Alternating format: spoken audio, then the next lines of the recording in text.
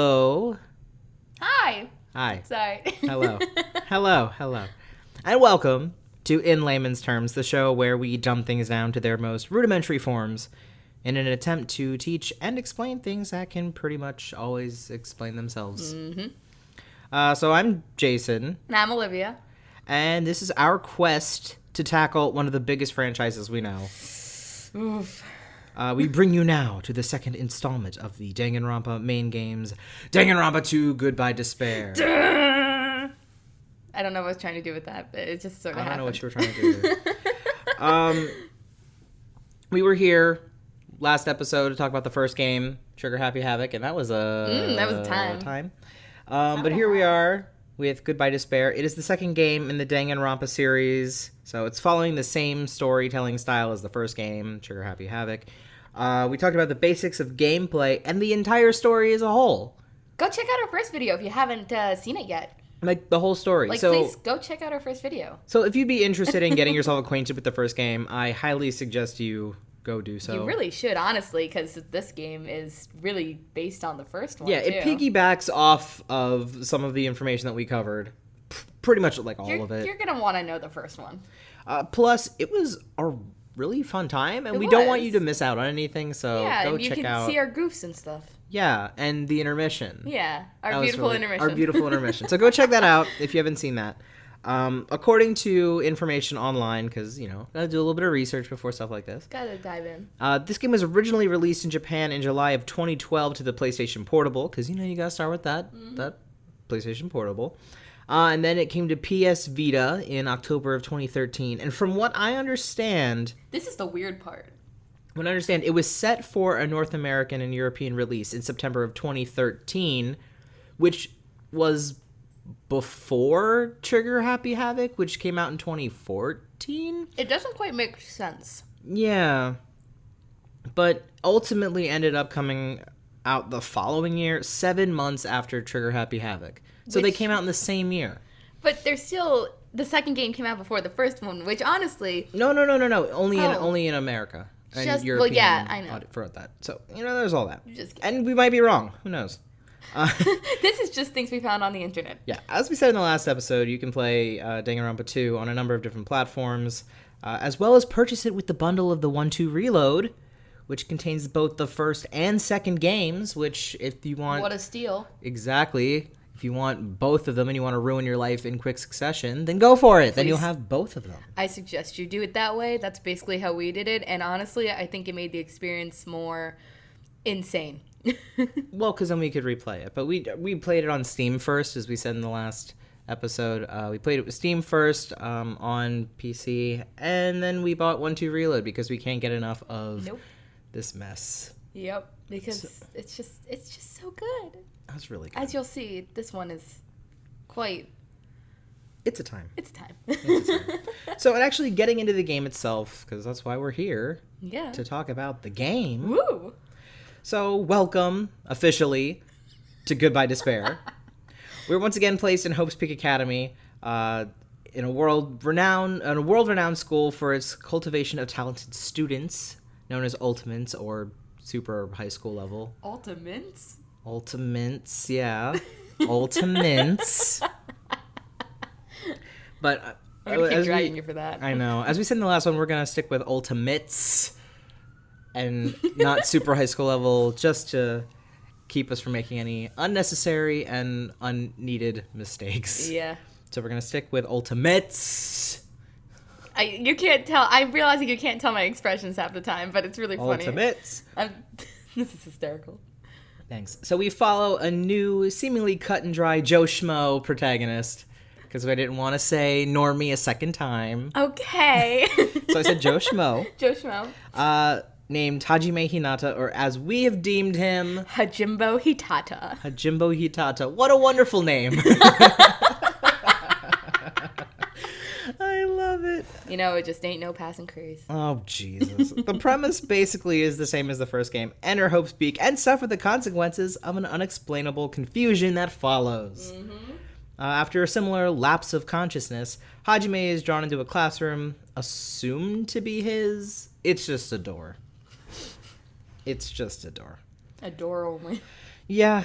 And then that's when we're first introduced to, like, the main players of this game, including a new mascot. Yes. Masquerading as a homeroom teacher. Masquerading? She is our homeroom teacher. Well, because how are pink bunnies teachers? That's fair. So as we she might say she's your teacher, but like, who knows? It's a talking pink bunny. Yeah, named Usami. She's a magical girl. Basically. She's dressed in like this like crazy outfit with like a magical wand, and it's just I don't know how to feel it, because you like get a first look at her and you're like, what is she's basically the opposite of Monokuma. What's her deal? Oh, for people who don't know who Monokuma is, we'll probably just say it now so you figure it out. So in the last game, the whole thing pretty much was the whole spiel. The whole enchilada was kind of controlled and controlled? Yeah.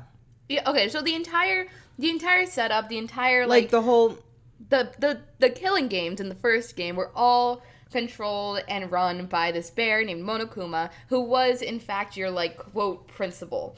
Yeah.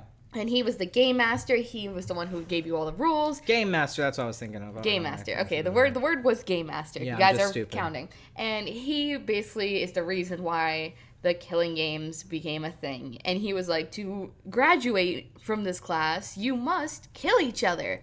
And then you had this whole thing with the blackened, this and that, investigation. We could talk about that again later. just to refresh you, but... Oh, okay. Just because why not? They do the same thing here. Yeah, you're right. But unlike the first game, your teacher and pretty pink magical girl bunny teacher lady announces that the class is set to embark on the heart-throbbing school trip. Yes.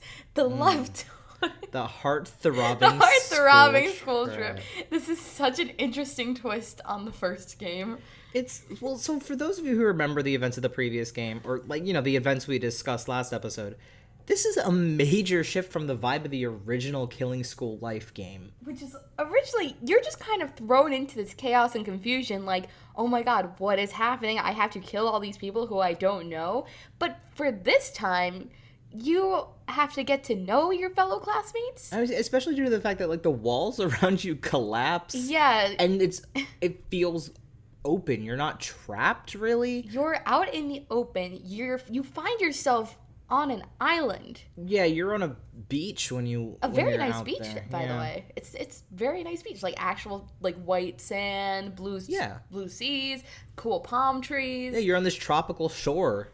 You're like in paradise, really. Basically, which is really odd considering last time you were literally trapped. And you were locked bolted down. Into a school. There were no windows or doors. You're locked in a room with no windows or doors. How do you get out? There were, but they were just bolted and locked. Well, yeah. Okay. Yeah. You're right. But I mean, this shock knocks you out. Hajime just takes a nosedive into the sand. Hajime flat out just collapses, and you just like get a black screen. But I mean, if we're being honest, that doesn't really compare to like the other shocks of this. This is the most mild shock of everything that is going to happen within the next however long this podcast is. Oh yeah, it doesn't even compare. No. At all. Now, I mean, as we did last time, and we're going to do this again just to be absolutely 100% sure. Yeah. We're going to preface the rest of this episode with a huge spoiler warning. Huge. We'll be giving a lot of hot takes. Yeah. So if at this point you are still listening to our podcast, have not played the game, have not watched our first episode, or you want to keep the game spoiler free, so when you play it, because now you're interested in it, you want to be spoiler free, I suggest you leave the room now. And thank you for listening, and come back once you have finally played the game and or have watched our first episode and want to continue. Yeah, if you're interested in figuring out the game for yourself, again, it's available for PlayStation Portable, PS Vita, PC, PS4, and on YouTube for those of you who would much rather watch. Because I know there are people that don't really like to play it, and they'd much rather watch somebody else play. So they have stuff online where there's commentary, there's stuff that doesn't have commentary. You can just watch the cutscenes if you want. It'll make absolutely no sense, but there you go. The cutscenes are kind of fun. Yeah. They are fun. I do like the cutscenes. Yeah. All right. A lot of this information covered in this episode will also include heavy spoilers for the first games. Yeah, we're going to go back to the first game. Danganronpa Trigger Happy Havoc. Can't speak English, apparently, today. What is English? Yeah, so we're going to cover a lot of spoilers. There's going to be a lot of spoilers just going forward, so please, I repeat, leave the room if you wish to remain spoiler-free. We love you, and we thank you for your support, but please come back once you are ready to be spoiled. Once you're ready for spoilers, come on back. And for our goopiness. I mean, that too. Okay, so for everyone who is all right with spoilers and questionable opinions... yeah. Let's begin.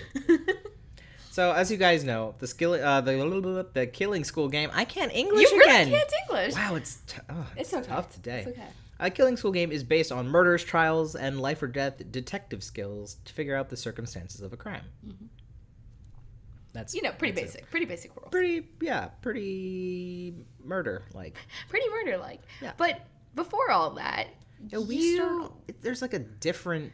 We don't have killing games. No. This is not a killing game. This is, you are given the task by Usami to go out and meet all your classmates, talk to them, have a good old grand time, and gain hope fragments. Yeah.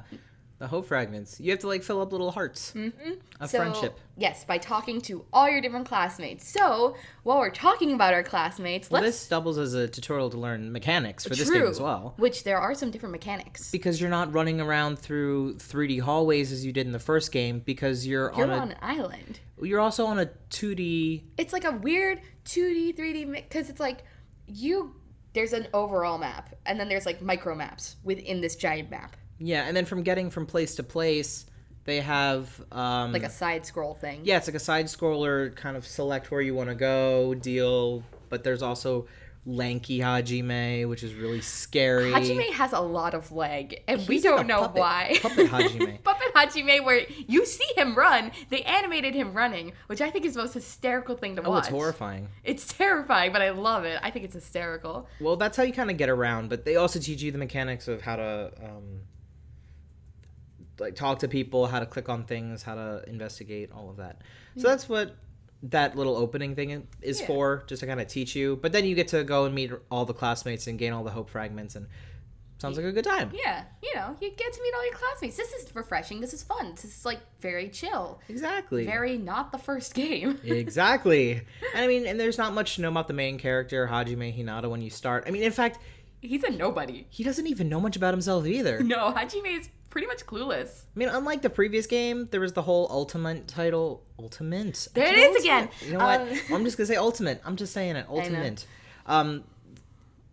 Because Makoto had the Lucky Student title.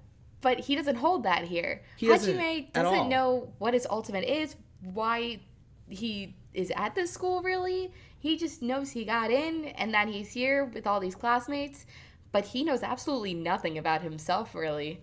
All that we do know is that he's the protag and he has an ahoge. That's all we got. That's all we need. It's a smaller ahoge, but it is an ahoge. He's got an ahoge, and that makes him the protag. Yeah, because that's just the way life works. So, anyway. Okay, so then we have our other students, which are kind of the meat and bones of this clown. Am I right? Yeah, that's a good one. Thank you. Good time. So we're gonna start kind of move some people around a little bit. Okay, just a little bit. Just a little bit. I wrote some notes for this podcast, and I didn't do such a good job, I guess. You did a job. I did a job. You did one job. We're gonna leave the rest to Jason now. So we start off with Chiaki Nanami. Chiaki. My daughter. I love Chiaki. She's here. Jason has a little plush of Chiaki Nanami, and it's adorable. She's an absolute angel, and I love her. Hanging out. Chiaki Nanami is the ultimate gamer. Yeah, which is amazing. And she's adorable, and I love her. She's so cute. She is basically the person who's going to be helping you out for a majority of the game. Yeah, right? you know how in the first game... It was Kyoko. Kyoko is your guide, but now we have Chiaki. And we love her, because she's... But she's a little bit different as a guide, because she doesn't really tell you the kind of things that Kyoko does. She just kind of goes, hey. Yeah, there you go. She's quiet. She's your guide some of the time because there's somebody else who's very much your guide as well. Oh, frick, yeah. There's a lot of, like... A lot of the time, there's a lot of different characters that kind of guide you through this. There's not really, actually, now that I'm thinking about it, one specific person who's, like, solely guiding you through. I think just Chiaki helps you the most. She helps you the most just in terms especially of in the beginning. How the games go, yeah. But I mean, the person who kind of sticks by your side most of the time is Nagito Komaeda. Or Komaeda, some people say Komaeda, but... It's my trash boy. I absolutely love Nagito Komaeda. Jason doesn't understand why. Yet we have a figure of him in our home. We do, because I purchased it. So, now, Nagito Komaeda, he's, in fact, the ultimate lucky student. Yeah, but for a completely different reason, because he wasn't brought into the school through a random lottery. He's actually very lucky. But his luck acts very strangely. Oh, yeah. So, what will happen with Nagito is that he will get something extremely lucky. For instance, win the lottery. But then something incredibly tragic will happen to him. Yeah, like his parents died in a plane crash. Which is canon fact. Yeah, his parents died in a plane crash, but he was lucky and survived. Yeah, he was lucky and survived, and now he inherited, like, their massive fortune. They don't have a massive fortune. I thought they have a fortune. Do they? Yeah. Okay. Am I wrong? Hold on. I don't think they have a fortune at all. JK. I think you're just crazy. I'm crazy. I'm absolutely insane. I think you're crazy. Wrong. I was like, he's not rich. JK, I think I've absolutely lost my marbles. Probably. Oops. We gotta look this up now because... Where's your history, buddy? I don't know. Oh, there's his history. Oh Rich my god, family! you're so right. What now? Wow. Just kidding. I was correct, guys. Whoa. I was not. Oh, okay. I was like, why is he rich? Because I remember he was rich. Because it was like weird that because he was on a private plane. Because it was only his family that died. What? You're right. You're right. I'm not crazy, guys. Just I don't remember when they said that, but sure. All right. Yeah. So he's the ultimate lucky student. He's a big character in this game because reasons that we'll get to later. Yes. After the first case, please remember Nagito Komaeda. We need him. All right. Then we have Akane Owari, and we were talking about this last time. She's another character. Those athletes and their teeter-totters. She's also very well endowed, which is just... And she's also got a teeny tiny waist. And she loves to eat. She loves to eat. And her ultimate is the ultimate gymnast. Yeah. And... Why? Why is she the ultimate gymnast? That is a good know. question. We don't quite know. I don't know. She's got a kind of tragic backstory, honestly. But she's so... nice. She's nice, and she's tough, and she's ready to fight. She's nice. And she somewhat finds love. It's really cute. She finds... I want to believe that I want to believe it's love. I want to believe she finds love. Well, we'll talk about the love of her life in a minute. I know. It's great. So next we have... What do you mean? Ooh. My boy. Oh, no. Well, one of them. It's one of them. One of them. Which boy is it? Fuyuhiko Kazu. Ah, yes. No, Fuyuhiko Kuzuryu. He is the ultimate Yakuza. So, Jason, your favorite character, you want to explain a little bit? One of them. I have two favorites in this case. Yes. But Fuyuhiko. What is there to say about Fuyuhiko Kazu? Baby gangsta. That's all I can say. He's a very small man. He's unnaturally small. He's a naturally small person. Do you want to do the voice? He's like a Yakuza guy who's gonna get on the Yakuza council. He just wants to get on the Yakuza council. But he doesn't want to be a Yakuza because he's like, I don't like this. This isn't fun. Yeah, he's just kind of... He has his reasons, and we'll get into that later. Yeah, he's very angry all the time. Jason, what does he sound like? A character. Okay. He just sounds like... I see how we're doing He sounds this. like Derek Stephen Prince. All right. That's what he sounds like. I see what we're doing. Because I can't do it at the moment. All right, fair enough. Anyway. Know. So keep Fuyuhiko in mind. He's cool. I like him. He's also important later on, so keep him in mind. And who do we have next? Well, Is it the other boy? Yep. You put them in this order somewhat, kind of. Well, I just followed the... Yeah, so next is my good boy, Gundam Tanaka. Gundang Tanaka. Gundang Tanaka. And he's, despite the way that he looks... Very goth and very kind of Prince of the Night. He is a Prince of the Night. He called himself that. He did. He has these weird delusions of grandeur, and I don't know what they're for. People think he might have schizophrenia. I don't know. It is very possible. But other than his appearance, his ultimate is very not what his appearance leads to be. Exactly. He's an animal breeder. He has these 4 hamsters, which he calls... The Dark Devas of Destruction. They're adorable and so cute. I don't remember all of their names, though. I used to know, but I don't remember anymore. They have names, though, so if you want to know more about their names, please look it up. Yeah, they're all cute, though. They're adorable and precious, and he absolutely adores animals, and I think it's the greatest thing ever. He loves them. They're so good. It's just so... He's such a good character, and honestly, I love him, too. He's a great character. The Scurf. The scarf. He's got this really long scarf that he constantly wears. Big no matter jacket what. boy. Yeah. And the guy liner. The guy liner. He's rocking that guy liner. I love him. Yeah, and an earring. I love him. Next is a character that we don't love. Oh no. Ah, you prick. We don't love as much. No. Hiyoko Sayonji. Ah, yes, Hiyoko Sayonji. Another small angry child. She's very angry. She's also very rude. She's mean not like child. I mean, Yuhiko's mean, but she's Yuhiko's mean, but he can at least be like considerate. She's just mean. Like Hiyoko is just a mean girl. She's super mean. She's the ultimate traditional dancer, so she always walks around in like a kimono, and she's just angry all the time, despite her adorable face. She is very mean, and I do not like her. The shorter you are, the closer you are to the pits of hell. Oh, dang, man. I'm short. Oh, dang. Satine! Satine! Satine! Alright, who's next? Ibuki Miyoda. Ooh, Ibuki. I like Ibuki.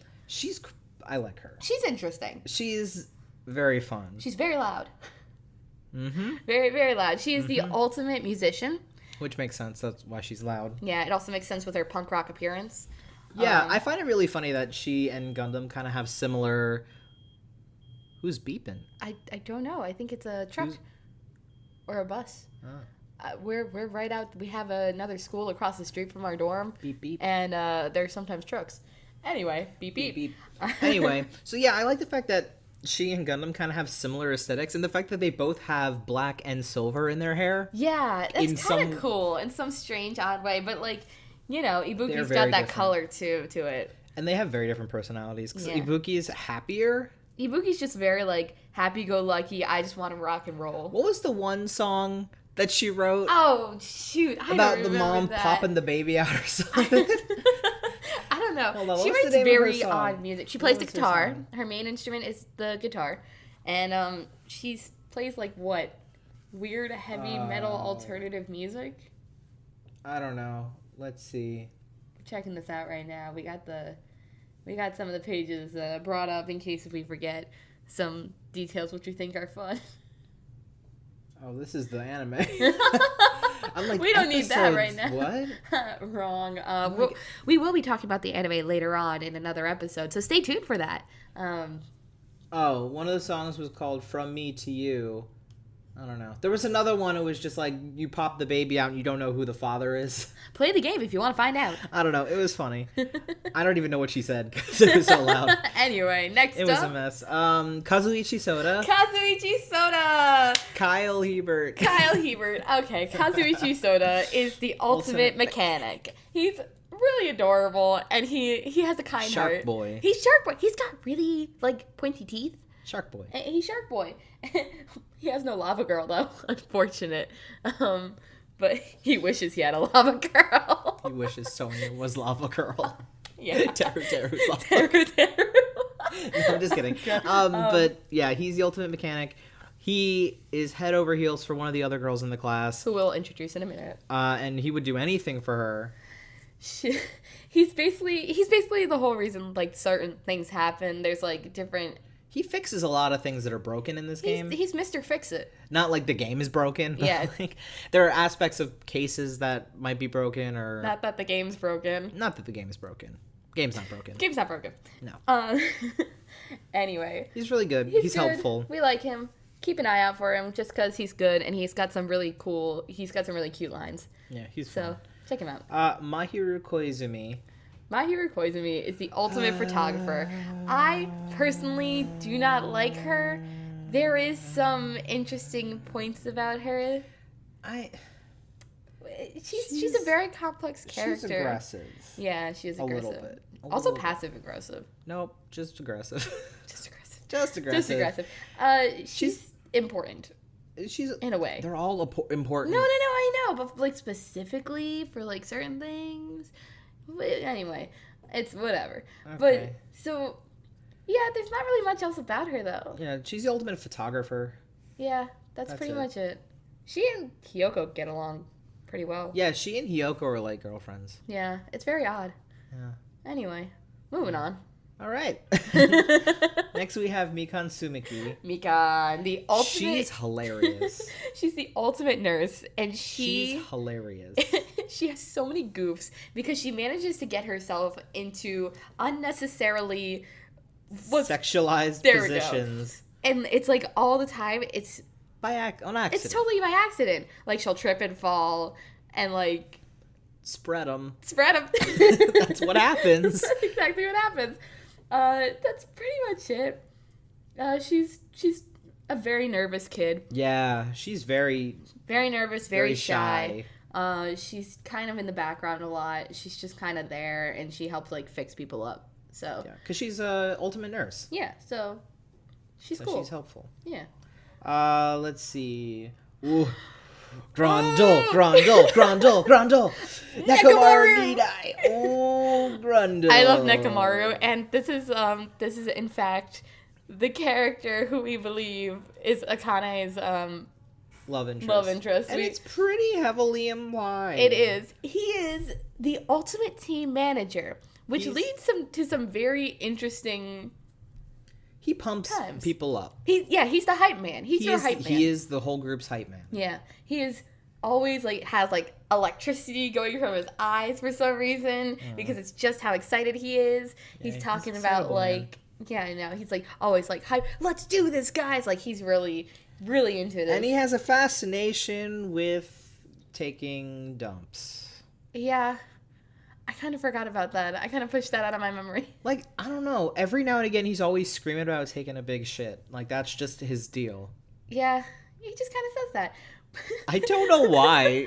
There's also, though, the thing. Mm-hmm. Otherwise, I won't let you do the thing. Oh, the thing. The thing. I won't do the thing with you anymore. He and Akane have this agreement that they Nekomaru will do the thing for her, and that's how they refer it to as the thing. You don't know what the thing is. Well, if you do the daily life thing and you talk to them and you find out their story, you find out what the thing is. Yeah. Should we tell them what the thing is? Or should we leave it a mystery? I think we'll leave it a mystery. All right. Sorry, guys. If you know what the thing is, good on you. If you don't know what the thing is, I'm sorry. You'll have to figure out what the thing is later. It's just the thing. Just the thing for now. Just the thing. Next we have my wife. Pekoyama. How'd you know? Because I know these things, Jason. It could have been Sonya, but that was Peko. No, I know it's Peko. Peko is amazing. I love her. She's the ultimate swordswoman. She's really cool. She could kick my ass. She's kind of intimidating, but she's also very She has a lot of hidden motives for her actions. She's gonna be very interesting in a bit. She's a blessing. I love her. She's a blessing. She's really cool. She's really awesome. Very, very strong and very gun-ho. Ready to go. All right. My other wife. Sonya, never mind. The last episode I said there were no other people with European names. I lied, and the minute we ended the episode, I remembered at least 2 other characters, and I'm sorry about my mistake in the first episode. But yeah, Sonya Nevermind, who is the ultimate princess. She's also rich. She's also an exchange student. She is. Which is kind of interesting. So she's not from... We're saying this takes place in Japan. Sure. We'll see. In this, she's not from this country. Yeah, she's not from this country. She's from her own country, which is far away from here, and she is the princess of the country, and it's like a very small, heavily militarized country. Mm-hmm. And so she's very familiar with just governments and like authority and things like that. She this is also the girl that Kazuichi has a crush on. Yeah. When I say crush, I mean he's head over heels in love with her. It's Sanji. Soda's pulling a Sanji. For those of you who watch One Piece and know who Sanji is, that's it. I'm gonna get the funniest picture of Sanji, and I'm just gonna slap it on. And as we're talking, I'm gonna slowly zoom it in on Sanji's face. Because it's just he's constantly like anytime Sonia's in, he goes, "Oh, Miss Sonia." You're right. He is pulling a Sanji. He pulls a Sanji. By this point, Sanji's probably taking up the entire screen for the video version. But if you're listening to this on Spotify, good luck imagining that. Imagine big Sanji. Big Sanji. Big Sanji. All right. Anything else about Sonia, despite Kazuichi having a crush on her, she has a crush on somebody else. I love this with all my heart. She wants to be the Princess of Darkness. I love it. It's the greatest thing. She and Gundam have really cute interactions, and it's adorable. Yeah, she and Gundam, the animal breeder, they they're just adorable. Get along so well, and it's surprisingly just so enough. cute. It's I don't know how to explain it. I absolutely adore it. It's the most cute thing I've ever seen. And next we have Haha. Teru Hanamura. The ultimate cook. He is small. He's he is also short. closer to hell. He is very close to hell. He is very pervy. Oh yeah, he's the pervy character. He will constantly flirt on anything that breathes. And I forgot. Anything. I forgot because he saw Nekomaru in his bathing suit and nearly had a conniption. Because Nekomaru was wearing a Speedo. Mm-hmm. Anyway, so Teru is the ultimate cook. He flirts with everything, and he thinks he's like the hottest stuff. Oh, he thinks he is a catch. He's also Todd Habercorn, which is very interesting. If that puts that into perspective. Yeah, for those of you who know voice actors and you know Todd Habercorn's roles, if that would put anything into perspective, this is just how it is. So we have Todd Habercorn playing this perverted cook. And then we have a familiar face. This one's very interesting. We have a familiar face. For those of you who know the first game, people who've watched or listened to our previous episode, do you remember Byakuya Togami? So he's back? He's back. The ultimate affluent progeny is back. He just returned, and we don't here know again. Why? He's here again. He's donning a very dapper white suit this time. He also seemed to have gained a few pounds. Gained a few. Just a few. Just a smidge. Just a you know, he's got a little more 100, maybe. Maybe. I feel really bad about this. Maybe. I don't know. But anyways, he's back. He's still the affluent prodigy. Progeny. I can't speak either. He might be a prodigy. Who knows? Who knows? He must be good at something. Not much has changed about him. Nothing's changed, really, actually. Well... Except his weight. Weren't. But he's the same. He's the same. He's literally the same. And he's just here to be Byakuya Tsugami. I'm pretty sure they're like, dude, you didn't actually finish high school. You gotta go back. You must repeat. You have to go back and repeat school again. Go repeat school. You're gonna just go. You need to actually graduate this time. Yeah. Poor Byakuya. Sorry. All buddy. right. I think that's it for the characters. That's all of the characters. All right. That we have in this game. What a good group of characters. This is actually my favorite class of characters. Agreed. There's just so much going on with all of them that they're all really interesting, and they have really interesting motives for things. I mean, even if they're characters that you don't necessarily like as much as others, there's still aspects of them that you're like, yeah, that's really cool how they're related to the story. I think this is also the one where we remembered the most about people. Yeah. Yes. I don't know. I just feel like there's something about this game. Personally, this is my favorite game out of all of them. But it's a very good game. It's very good. All right. So once we get those hope fragments from meeting everybody, yes, those hope fragments. We need to head over to Jabberwock Park, which is a big part of the map. Keep that in mind. Big bold letters. It's right kind of in the center of everything. It's where people meet up. It's where they have group meetings. It's whatever. Well, for a little while. Yeah. Jabberwock is like a big name that keeps coming up repeatedly. Jabberwock is the name of the collection of islands that they're currently in. Yeah. Keep this in mind. Yeah. So Jabberwock Park, it's one of the central and most important locations in the game. Once they get there, things get out of hand. Because we're introduced or reintroduced to the familiar yet sinister face of Monokuma. Dun dun dun! So the killing game is officially back on because Monokuma takes control of everything, takes charge, and just when you thought you were safe, you were not. Yeah, Usami, your helpful, lovable teacher, she's now just a knockoff pastel Monokuma at this point. She's actually, they changed her name because Monokuma comes in and is like, you're no longer the teacher, and like beats her up, changes her outfit, so she's wearing a diaper now.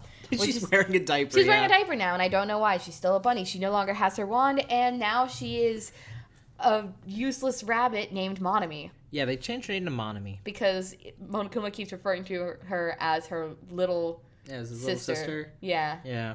Which is, it's just weird. So now you can't rely on her to protect you. And your goal now is to survive.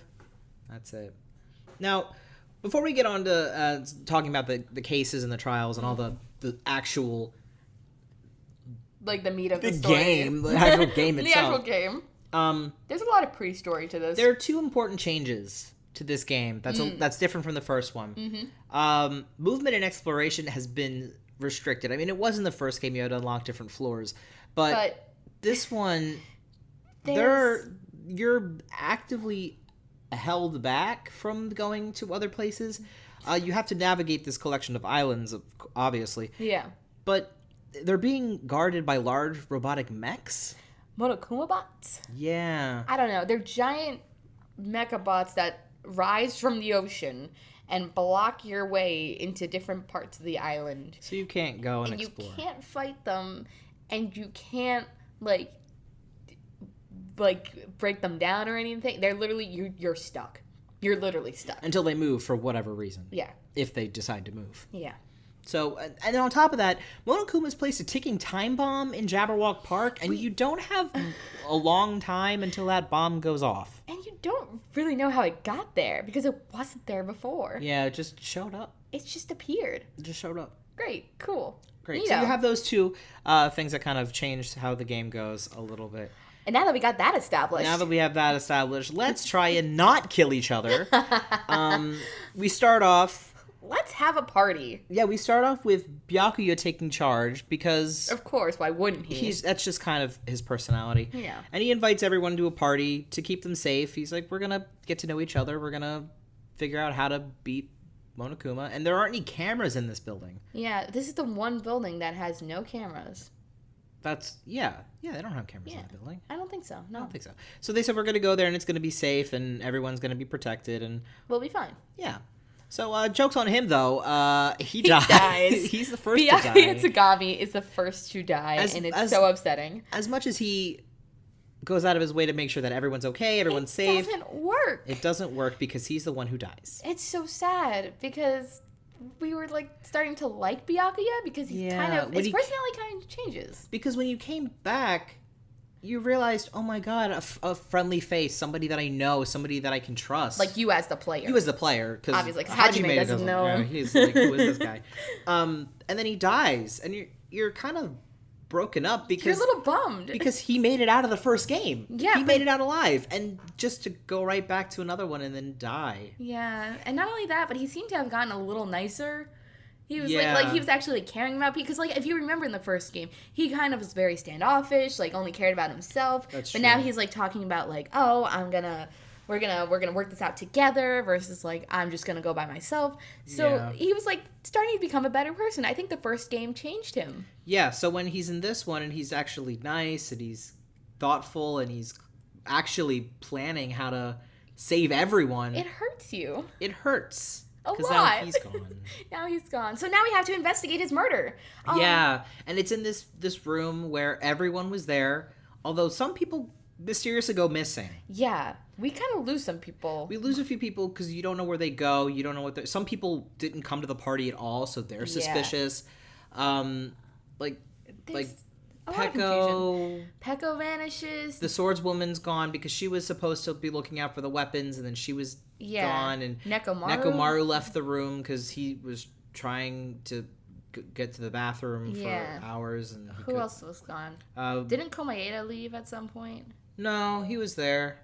Komaeda was there the entire time. No, Teruteru was out of the room because he had to go get more food. And then Fuyuhiko wasn't there because he just didn't want to come. Yeah, Fuyuhiko was very angsty in the beginning.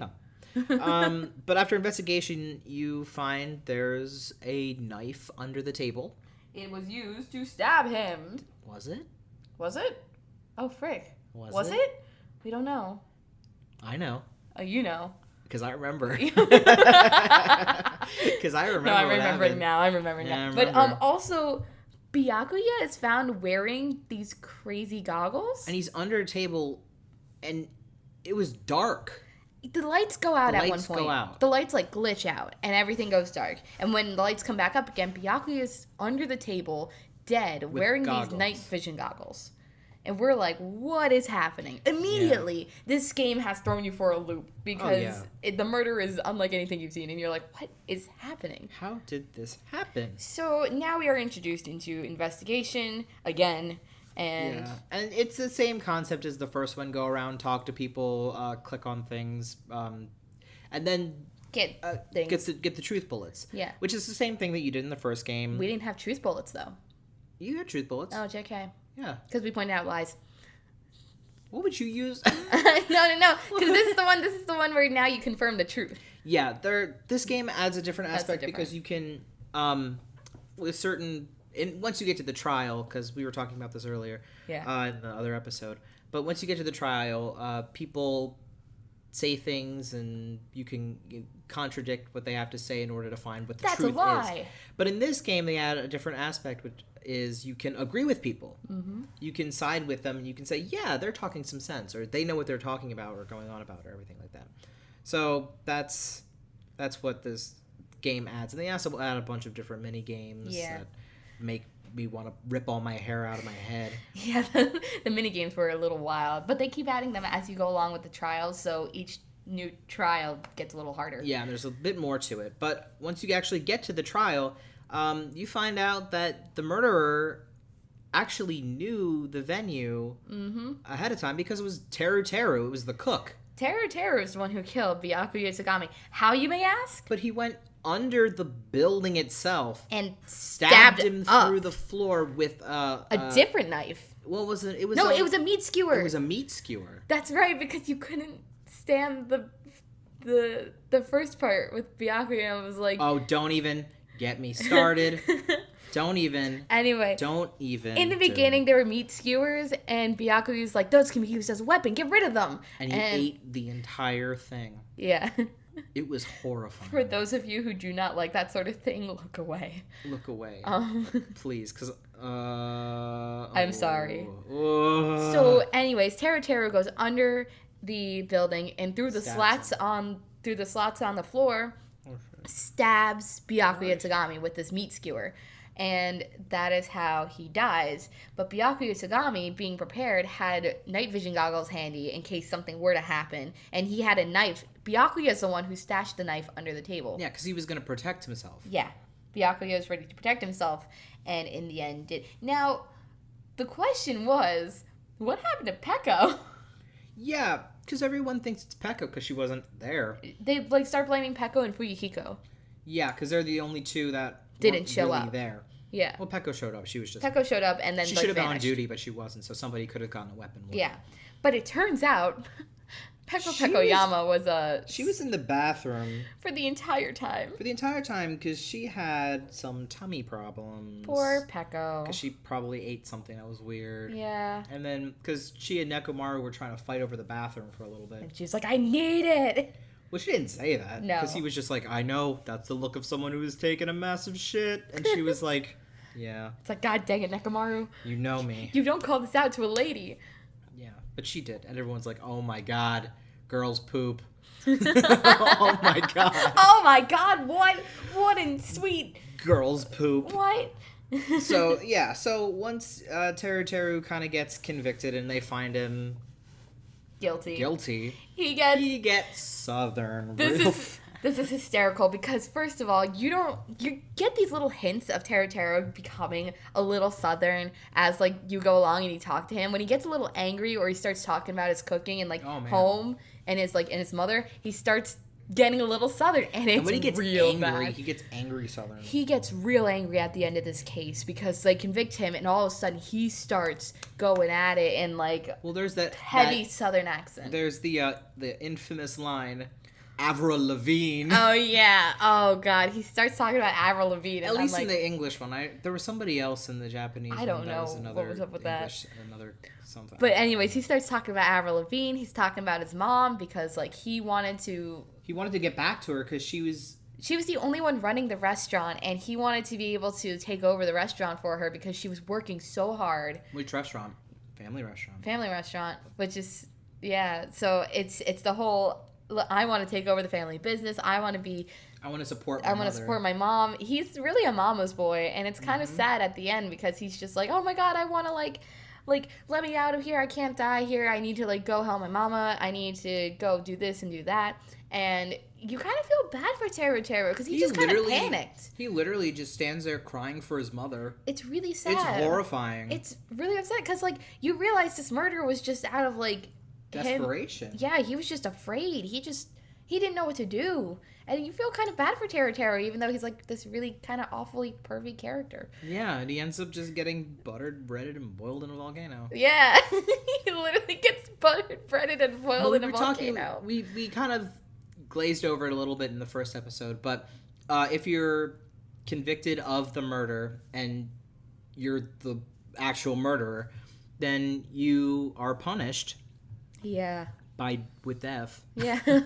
with death that's kind of similar to your talent, or your skill, or whatever. It's some of the deaths. A lot of the deaths in this one actually are very tragic. And they're very creative. Yeah, and the convictions are also really like upsetting. I don't think there's actually one conviction that I wasn't upset about. Agreed. Yeah. Well, maybe one. But for the most part, these were all really emotional. Mm-hmm. But I guess we'll have to move on from that and just continue talking about it because in the middle, there's actually a lot more that happens in between cases this time around. And there's like more plot that happens when you're doing this downtime and you're talking to your classmates and you're like going around and seeing more of the islands because after this first case is done, we unlock some new parts of the island. We unlock... Oh, yeah. So... 2? Yeah, so we unlock... Okay, so we unblock. Unblock. We unlock the pharmacy, a school, the library, and the diner, the beach, and the beach house. So now they have a place where they can go because there was only one place to get food, and now there's another place to get food. But also, there's this mysterious school that appeared, and it turns out it looks very much like Hope's Peak. Yeah, we don't quite understand why it looks like Hope's Peak because we just left Hope's Peak. Mm-hmm. We like left to go to this island, so like why is Hope's Peak here? We don't quite understand. Anyway, so during this free time, you have the beach episode. You have the beach episode, so you get these really cute photos of everyone in their swimsuits, and they're like splashing around. Gundam's making a sandcastle, and he's wearing a scarf still. No, that happened at the beginning.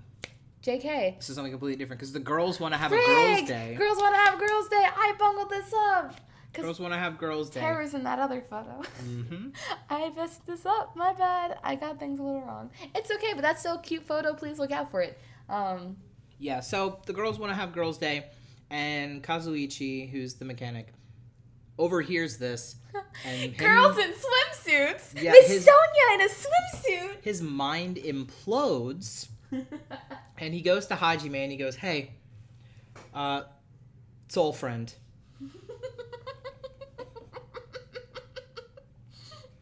Soul friend. I forgot he calls him soul friend. We go see some girls in bathing suits. And you're sure, why not? There's nothing else to do. Let's go look at girls in swimsuits. Hajime, how could you? And so you set up shop outside of the diner. to kind of spontaneously show up when all the other girls show up to go, quotes on spontaneous. oh, wow, you guys are going to the beach? We're going to the beach. Let's just hang out together. And while you're waiting around, you're like, this is strange. Oh, yeah, they're, like, not showing up. People are, there's somebody screaming and running away from the beach house? That's not a good time. Nope. That's not a good time. No, but I mean, at the same time, you're also dealing with a little bit of a motive. That's right, because... It was presented that evening before that. In Jabberwock Park? Yeah, in Jabberwock Park. Well, in the last game, there were motives that kind of prompted people to kill each other. That still happens. Oh, that's still happening, but They're weirder. They're strange. They're very odd. They're not as straightforward as money. Exactly. With this one, it's presented in the form of an arcade game called Twilight Syndrome Murder Case. Like, this is very classic, like, it's arcade. Pac-Man, like, arcade. It's arcade style. Yeah. But everyone in the group doesn't want anyone to play it. Because, like, if this is a motive, somebody's going to be triggered by this. Somebody's going to commit a murder. So no one should play this So nobody game. should play it. Pretty much half the group plays the game. Because you gotta have some people play the game, obviously. Everyone played it because you can't trust anyone. Nope. But that game is, again, what prompts the murder. And then when there are people running away from the beach house, you're kind of like, these people, did they play the game? Did they do it?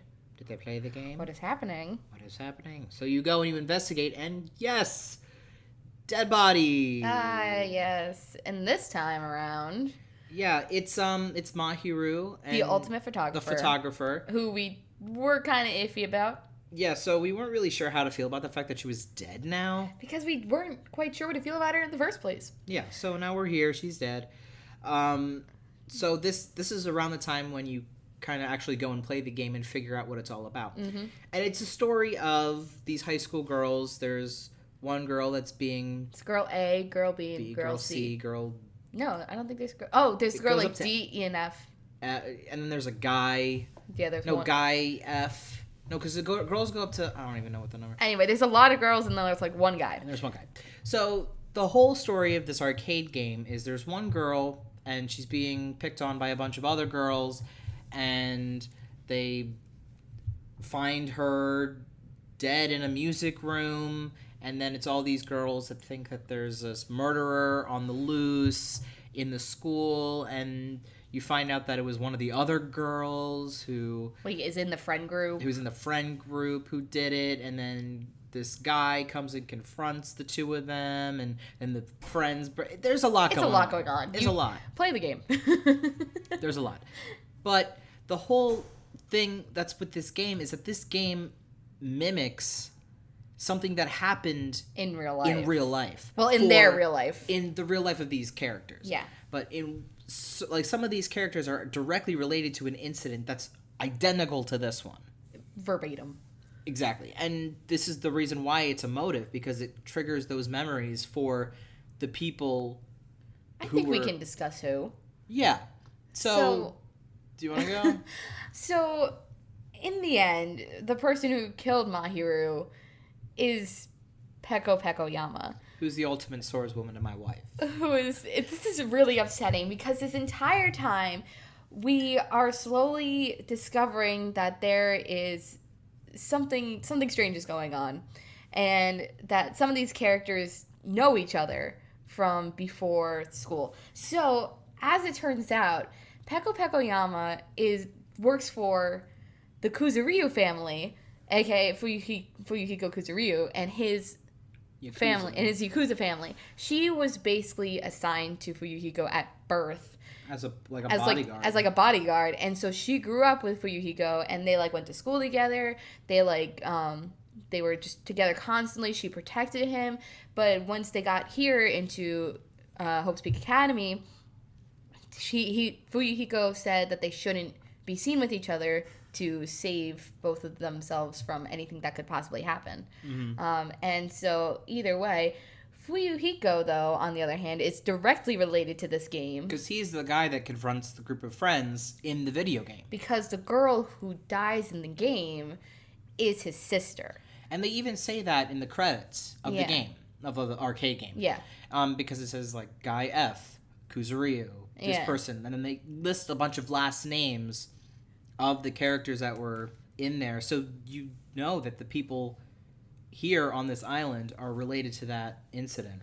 So because of that, Fuyuhiko starts to remember that he's got, like, not remember. What am I saying? Well, they also gave him the photos because he was the first one that beat the game. So he has actual photos of the real people in the game. So he starts learning that him and Peko start thinking that Mahiru was part of the group of girls that caused his sister's death. Which is kind of true. It is true in a way, but she knew the girl, but she wasn't directly the cause of her death. So Peko, though, being the protective person of Fuyuhiko, goes to seek vengeance for his sister. Mm-hmm. And she goes, and we totally forgot to mention about the Twilight, not the Twilight Mart, the Sonya's. Well, that'll come later.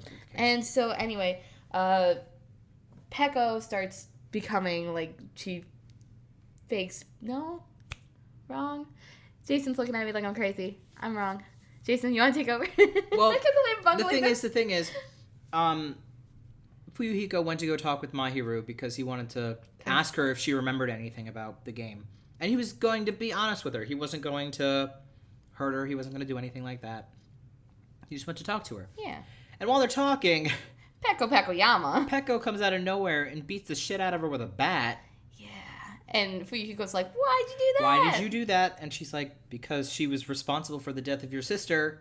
Aren't you? She's like, we're getting vengeance for your sister. And he's like, no, I was just going to talk to her. And she's like, I'm doing this for you. And it gets really sad. And she said, if there's a murder, then I'll be blamed, I'll die, and then you can go free and you can survive. He wants to take the blame, though. And he wants to take the blame because he wants her to survive because they both like each other. They won't say it, but they love each other. And they don't say it. Exactly. They don't say it, and And so Peko becomes the Blackened in the end. Yeah, and one of the things that she does to kind of throw people off is she uses a mask of a serial killer, kind of like in the first game, because it mimics a string of murders that this one serial killer does or whatever. And Sonya's a big fan, the princess is a big fan of serial killers and murder, which is very strange. It's kind of odd, but I think it makes sense a little bit with like how odd she is. Yeah, so she's very sweet and very kind, and so the fact that it's like, oh, I love serial killers, and it's like, so she's able to pick up on the fact that, oh, yep, this is a serial killer. I don't remember what the serial killer's name is, but it's a serial killer with a mask that says this thing about justice or whatever. I don't know. Oh, it had justice in the name, didn't it? It wasn't Robo Justice. That's no, for sure. It wasn't Robo Justice. It was something else. Why am I clicking on her? That's incorrect. I don't know. That is incorrect. That is incorrect, but that was a very nice outfit. Yes, it was. Na na na na na na na na na na. Okay. Where is it? We're looking. There's a lot of things that are happening here. Sparkling Justice. There we go. See, it had justice in it. Sparkling Justice. Sparkling Justice. And so she dresses up as Sparkling Justice to make people think that yes, I am that serial killer and I did the kill. Mm-hmm. And even though she did do the murder, she wasn't Sparkling Justice. She wasn't Sparkling Justice.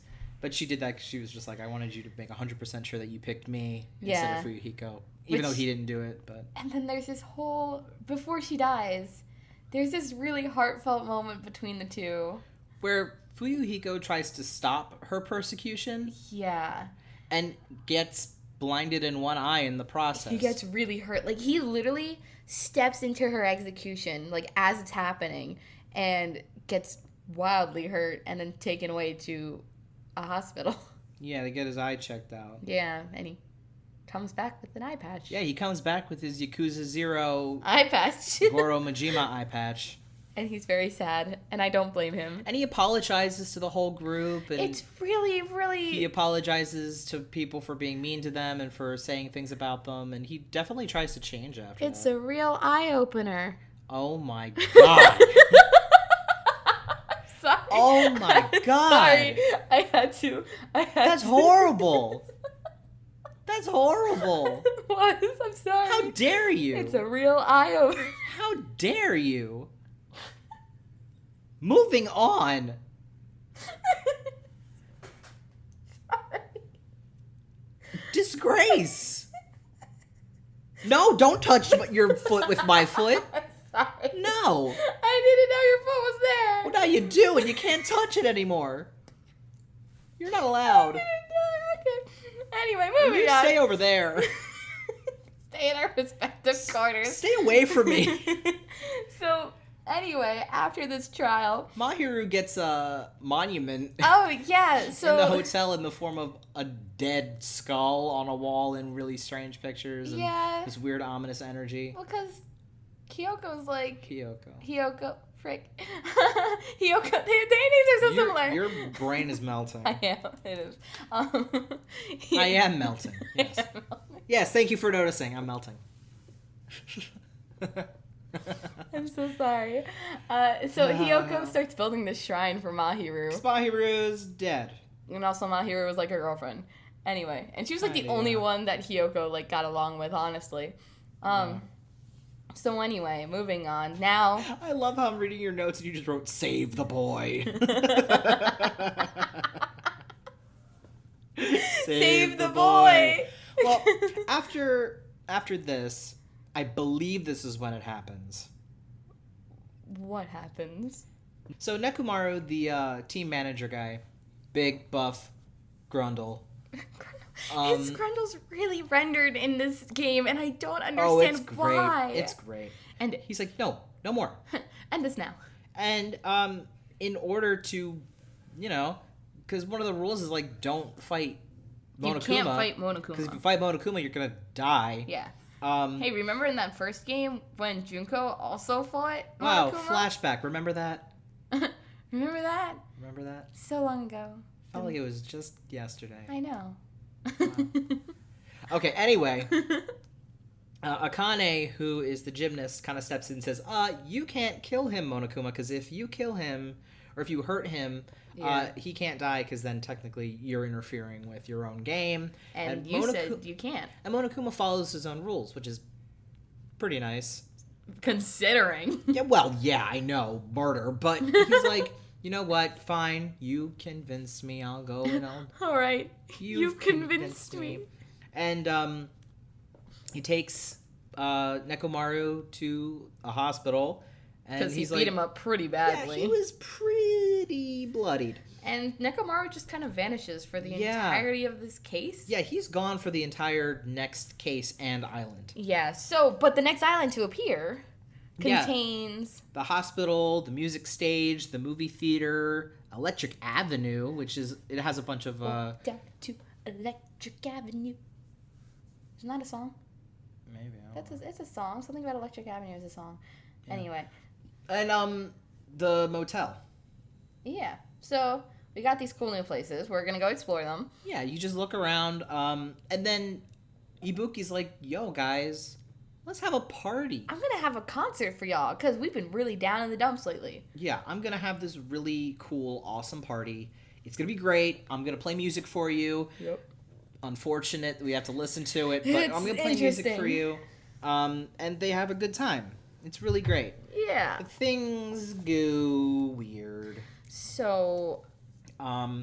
people start acting strange. Very strange.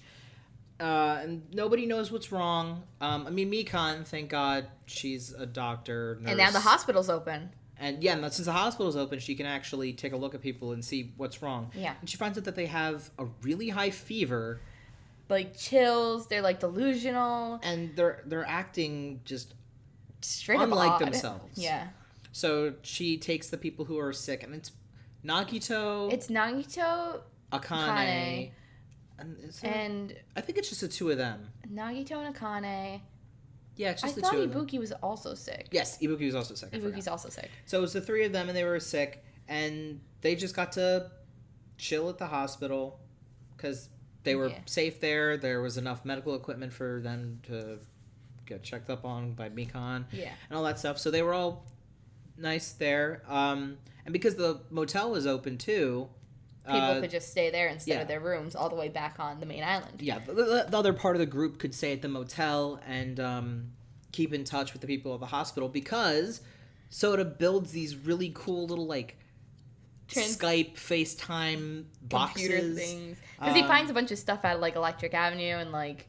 he can fix it up. Yeah, he fixes it up because like, ultimate mechanic and he's totally cool and wicked awesome. So yeah. And he makes a transceiver type deal and a camera, and he sets it all up so they can keep touch. But the farthest it can go is the music venue. So one of the it really can only stay in this island. One of the radio things stays in the music venue, and the other one is at the hospital, so that they can talk to each other. Yeah.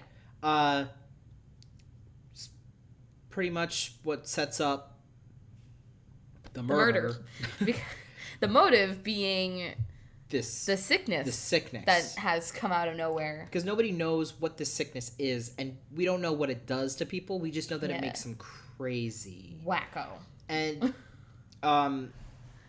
it's, I think, one of the mornings, Hajime wakes up, because they're supposed to report to each other at certain times each day. And one morning, it's being recorded, or he's being hailed earlier than usual to kind of check in with the radio. Yeah. And he sees a strange person in a hospital gown wearing a bag on their head. Like a pillowcase. Is it a pillowcase? I think it's a pillowcase. Oh, I thought it was a bag. Oh. Well, there's something on their head. On their head. So we can't see their face. They're wearing slippers. They're wearing a hospital gown. So we assume it's one of the people who has been sick in the hospital. Yeah. And they're climbing a ladder to a noose. So Hajime freaks out. Runs to the music venue and finds a body. A body's been discovered. But the thing is, he doesn't know whose body that is, and he can't get the person down, unfortunately. Yeah. So he runs to the motel in order to tell everyone else that there's something going on. He wakes them up. He's panicked, takes them all to the music venue, and there's a second body. A body's been discovered. There's a second body, and it's Hyoko Saionji. It's the traditional dancer. And she's attached to the pole that's running through the middle of the stage. There's like a column. Yeah, there's a column. In the middle of the stage? What kind of stage is this? It's an every person's stage. There's a column on the side of the stage, and she's tied to it, or taped to it. Yeah, and she is dead. And that wasn't there when he was there earlier. Nope. So there are these two bodies. They bring down the body that's hanging, and they find out that it's Ibuki. It's the musician. Upsetting. So the two of them are dead. It's really sad for some people. Yeah. So it's because as hard as they tried, they didn't want another murder, and now there are two. Yeah, and so you're just kind of like, who has the capacity to kill two people? Exactly. Or are there multiple murderers? Yeah. Because that's another thing they don't know. They think it's another... they think there has to be two murderers working together. So everyone's suspicious of everybody. Yep. It's all hell breaks loose. You still have Nagito sick in sickbay with Akane. Yeah, and he's saying stuff like... He's saying weird stuff like two of them. Yeah. What was the band or the music group that he was talking about? I don't remember. It's one of those... You know them. I know you know I know them. Yeah. What? Like... It's like a music group. That doesn't help me. Like Green Day? I don't know. No, it was like two ladies. Puffy Amiyumi? No, incorrect. Two ladies. No, it's a... What? Aren't they the ones who sing Untouched? Oh, are you talking about Veronica and what's he said like the Veronicas or something. Yeah, the Veronicas. That's what it is. Yeah, he said the Veronicas. It's like, what is happening? The Veronicas. Why are they here? That was in the English one there. Who's like the Veronicas. What are you talking about? Like, but anyway, he's saying weird things. He's going nuts. Akane's passed the frick out. But she was saying some weird things. No, she was just No, Ibuki was the one who was standing awkwardly in the hallway. But Komeda was saying weird things and yeah, Akane's passed out. But one of the only big hints that we have is on this island there's a movie theater. You gotta go see the movie. The movie there, Monokuma made it, so it's garbage. Yeah. But it's absolutely horrible. It's in like a puppet style. But basically what the movie is it tells you about these series of murders that were very similar to the ones that happened in this case. So somebody took inspiration from that and modeled this case, this murder spree, on the movie. Yep. So you're trying to figure out who watched the movie, because some people didn't watch the movie, so that eliminated a bunch of whatever. And that's kind of what helps you out. There's a lot of going back and forth between the music venue and the hospital, because the hospital is where those people were. They were there. It's the last place you saw them. And because there were people on duty, like Mikan was on duty, she would have seen people leave. Yeah. And she was supposed to be on duty. And also because Soda had the camera set up to like record things. No. Didn't he? No. The only thing that he had with the cameras was the communication. Communication. Just kidding. So that all happens. And in the end, you realize that there was one person who had the disease that didn't tell anyone about it. And it was Mikan. It was the nurse. The only reason you know she has the disease is because one morning... She slept on your face. There's actually 2 mornings where you wake up and you're slept on your face. Being suffocated by... Her. Yeah. You're like being suffocated by her. You wake up, you're like, man, why am I so unnaturally warm? And you assume it's just because, you're sleeping with another person that wasn't there before. Yeah. But in reality, she had the fever. She had the disease. She had the fever. And so when she's convicted, she loses it. Oh, she goes nuts. And she starts blathering. Like, she goes...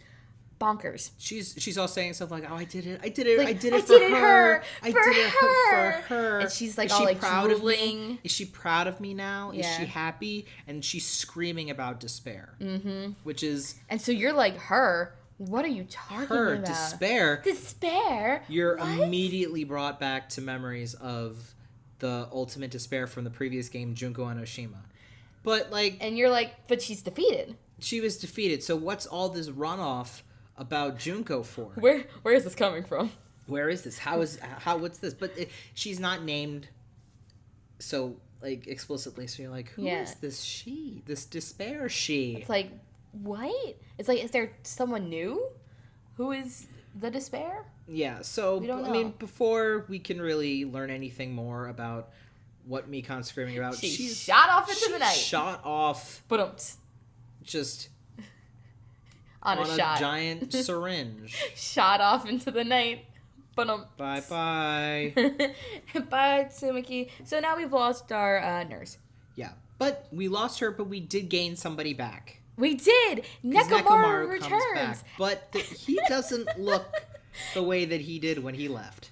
Nekomaru is now Mechamaru. Mechamaru, he was turned into a cyborg robot. He's now a Gundam, essentially. There are 2 Gundams. There's 2 Gundams now. But yeah, Mechamaru is back. He's basically like the same personality, same whatever. He's just a robot now. He can cry soda. Yeah, he cries soda, which I think is really hysterical.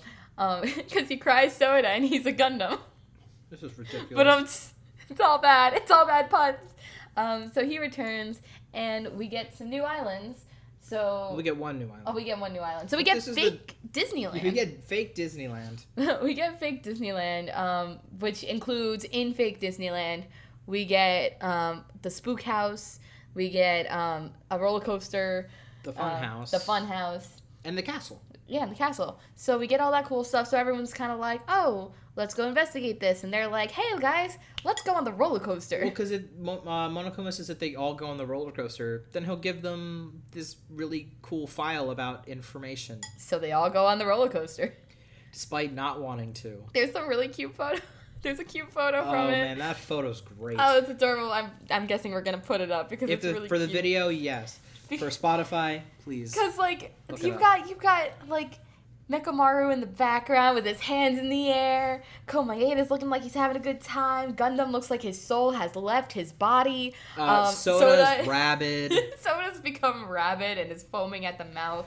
Hajime's having a good time. They're all looking. They're all having a grand old time, and they're like so cute and adorable, and I love them. And whoever's left is really cute. Yeah. And so they get this packet of information that talks a little bit about Hope's Peak. Yeah. Just a little bit. Just a little bit.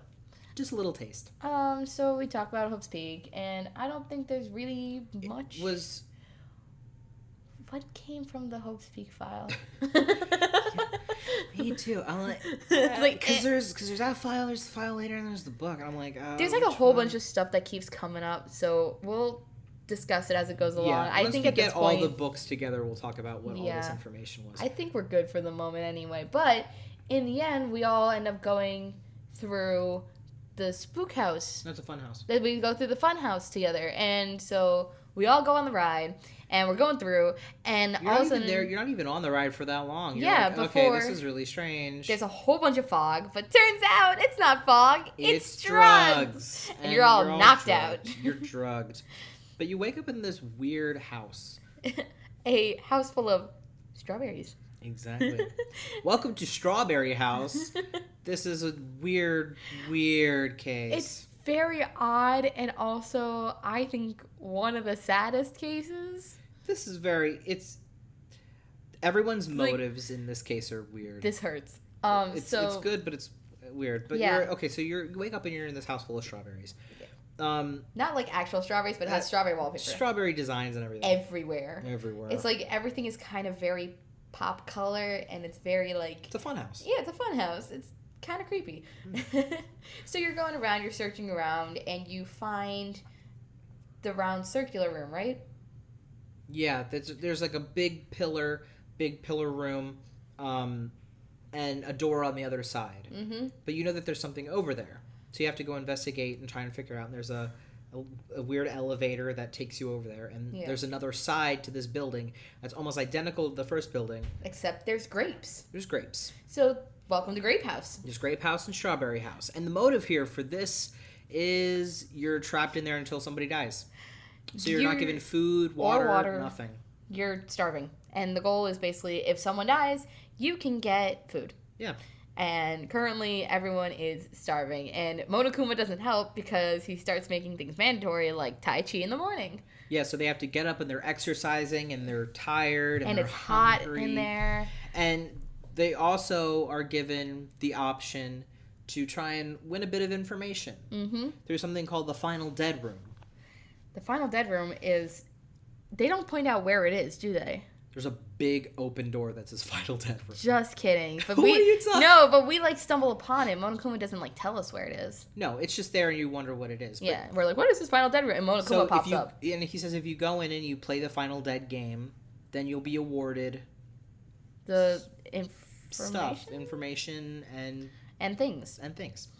And much more if you win this Final Dead game. Yeah, so there are a bunch of people that are like, yeah, let's not do the Final Dead game. And, I mean, Hajime almost goes in. He was gonna, but then Chiaki stopped him. And Chiaki stopped and said, no, don't do that. Don't go in there. Not a good idea. And as they leave, Nagito goes, I'm going in. And guess what, guys? He wins the game. You win the game. You're playing as Komaeda. You're following Komaeda. Yeah. But it's basically just Russian roulette. And if you survive, then you can keep going. But you can choose how hard you want it based on how many bullets you put in. And Nagito Komaeda, being the idiot he is... He puts all but one because he sucks. And because in a good way. Not like, oh God, I hate him. But like, wow. I love him. But anyway, because Nagito Komaeda has the ultimate lucky ability, he's like, hell, why not? And like, shoves all these bullets in. Why are you looking at me like that? Because I'm like, I remember Monami was there like, what are you doing? Yeah, because Monami just shows up. What are you doing? And because That's not how you play it. So he puts like all the bullets in but one and pulls the trigger. Oh, and he's fine. But like for a hot second, you're like, Nagito's gonna blow his brains out. But no, he's not. Because the entire time you're playing as Komaeda.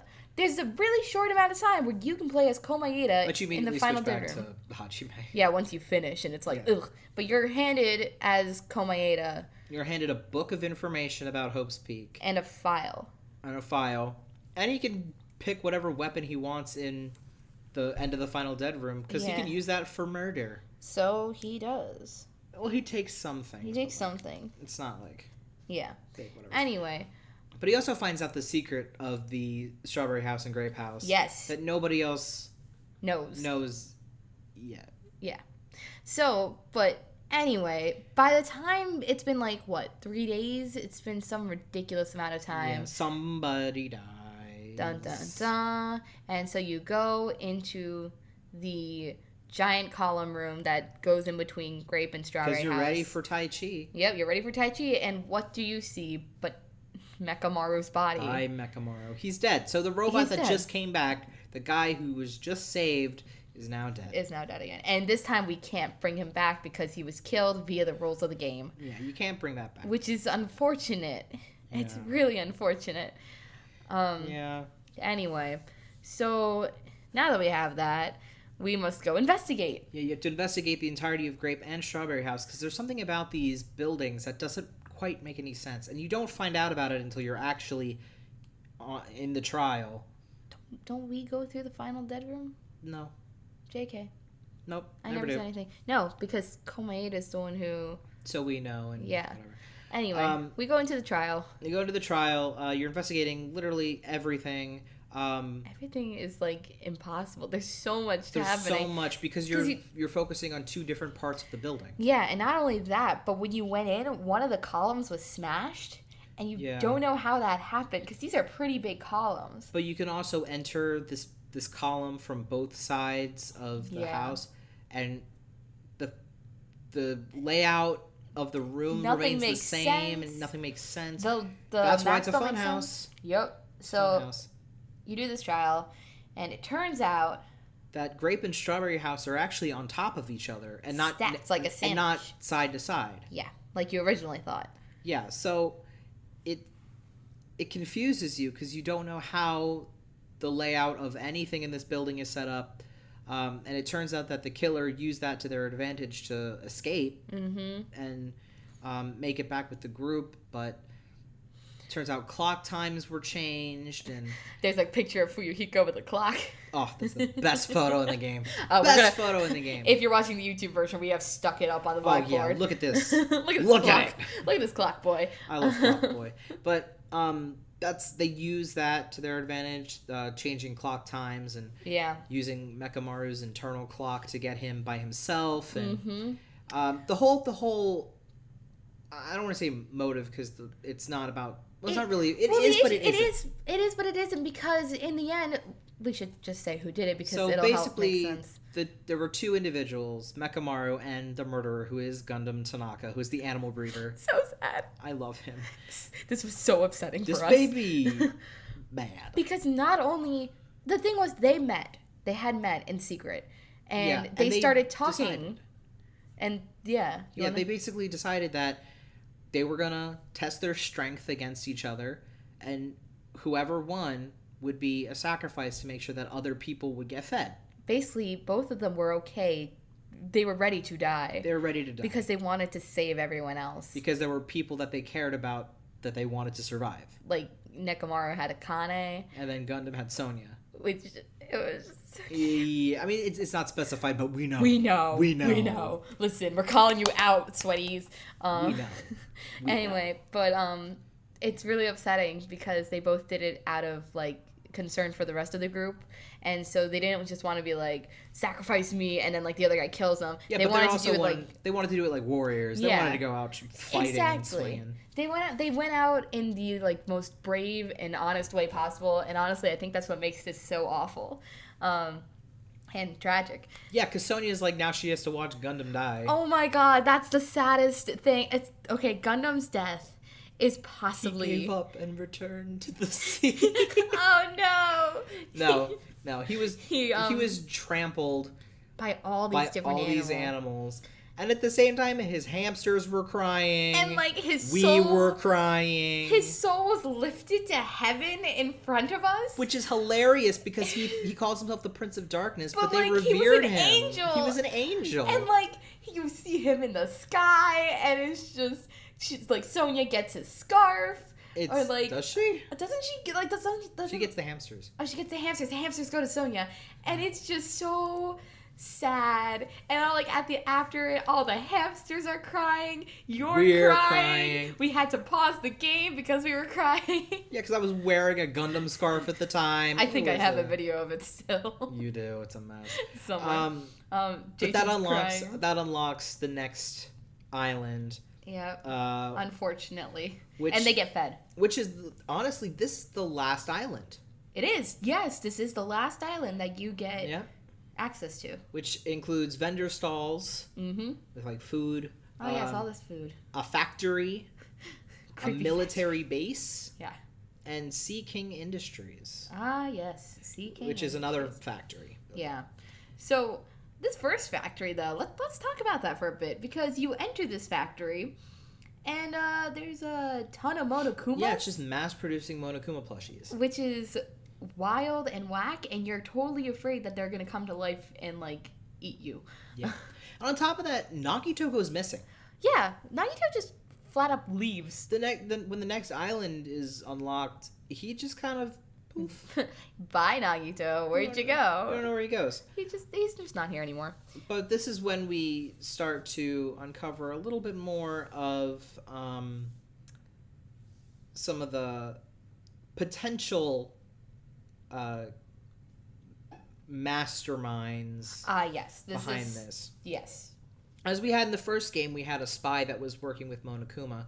And in this game, it's kind of similar, but there's this whole idea that there's somebody who's betraying the group in order to work with Monokuma and whatever or whoever is controlling this game where they are right now. Yeah. So Nagito goes off on his own to try and figure out who this person is, who is this traitor. He thinks he knows. He gets his mind set on it, and that's all he does. He just goes hunting for this traitor.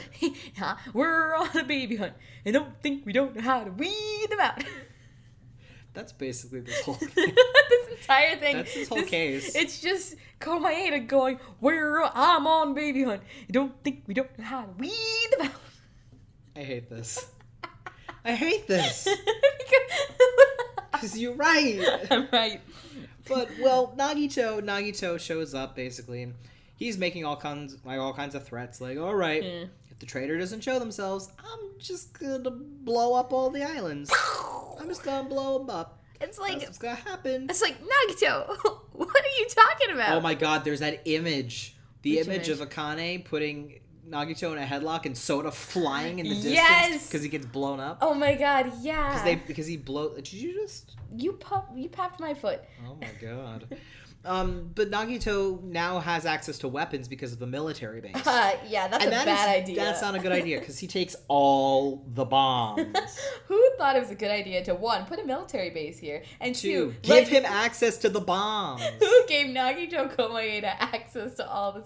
Nagito Komaeda is a literal trash boy. I hate him, but I love him at the same time. But he basically tells everybody, hey, so if the traitor doesn't show up, I'm going to blow everybody up. And it's that's just the tea. That's just tea. I'm just gonna blow it up. And we finally get to go into Monami's house, which was disguised as the spooky house. Yes. And it's ransacked. Yeah, somebody was looking for something. We don't quite know. But we do get to check out the diary, don't we? I don't think we see her diary yet. No, do we? Yeah. Yeah. Because she goes, what are you doing looking at a... What are you looking at a lady's diary? Don't you know that's rude? And it's just like getting all plushy and stuff. But they're in crayon. There are a bunch of... It's just doodles about Monokuma. And about things that are happening on the island that people Monokuma is such a meaty head. Like, today we had a party. Or today we went to the beach and it was And then it talks about Nagito in the final dead room, doesn't it? I don't know. Oh, it was... Oh, because it was... I caught Hajime trying to go to the final dead room. Yeah. He's not supposed to be in there. No one's supposed to be in there. No one's supposed to be in there. And you're like, somebody knows. Somebody knows. Somebody here knows what we're doing. Yeah. When we do that. Yeah. So And as they're just kind of wandering around or whatever, we find more bombs. Yes, and then... Because we're trying to find the bombs to turn them off because we know Nagito's going to blow everything up in 2 days or whatever. And then we have to go back to the factory. Well, they're in the factory. In the factory. Because Fuyuhiko finds them. Yeah, and they find a laptop. And there's a laptop and there's a video, and it's Nagito.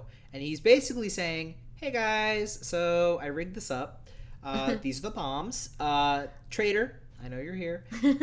If you come on out, take your little school handbook mechanical thingy, and you just kind of like boop, tap it on this button that I've set up here. All the bombs will not go off, and you'll be cool. You have like 5 seconds to do this. Yeah, and everyone's freaking out because they're like, the traitor has to come forward. Who's the traitor? And everyone's like, I'm not the traitor. Are you the traitor? And like, very calmly, Chiaki just goes over and paps her handbook, and she's just like, yeah, no, they're fake. Yeah, they're fake. It's like, and then like, doesn't Sonia tap hers too, and it doesn't, like, the bombs don't go off, and they're like, oh, okay, all right. I guess Nagito was bluffing. Yeah. So then, as they're like leaving, there's something going on in this other building. They hear something, and so they have to go and like... They're like, what's going on with this building over here? Because they're like trying to open the door a little bit. And they can't quite open it. So Akane... They kick it down, and the room bursts into flames. It explodes. So they everything's on fire, but they know that in the other building there are a bunch of these canisters that they're like little grenades, and they're little fire extinguisher grenades. So they grab the fire extinguisher grenades and they chuck them into the fire, and it clears the fire. Everything is gone. There doesn't seem to be much fire damage actually. Yeah, surprisingly enough. But what it does reveal... There's something in the back of the room. A body's been discovered. And it's everyone's favorite gremlin. Nagito Komaeda. He's tied up. He's dead. He's got tape on his mouth. He's scarred. He's got like blood everywhere. Yeah, there's a giant spear sticking through his chest. He's impaled. But not only that, he's tied up. Yeah. He's tied up, but like part of the tie is burned a little bit, probably from the fire. Tape on his mouth. His eyes are wide open. Yeah, it's really creepy. Dramatic. Yeah. Actually, in true Nagito Komaeda fashion, it is really dramatic. So you basically go to trial, not knowing how he died. Yeah, you go into trial pretty much right away because you kind of explored everything beforehand. Because there's not much to explore. Yeah, so you just basically look at the body and that's about it. Well, you do also get to go into his cottage. And that's where you find... You find information. You find poison. In his little mini fridge. Yeah. You find the information that he won from the final dead room. So you get a little bit more insight on everything. Like... You notice that Byakuya. You learn a bit more about Byakuya through this book. This is how you learn that he was in the...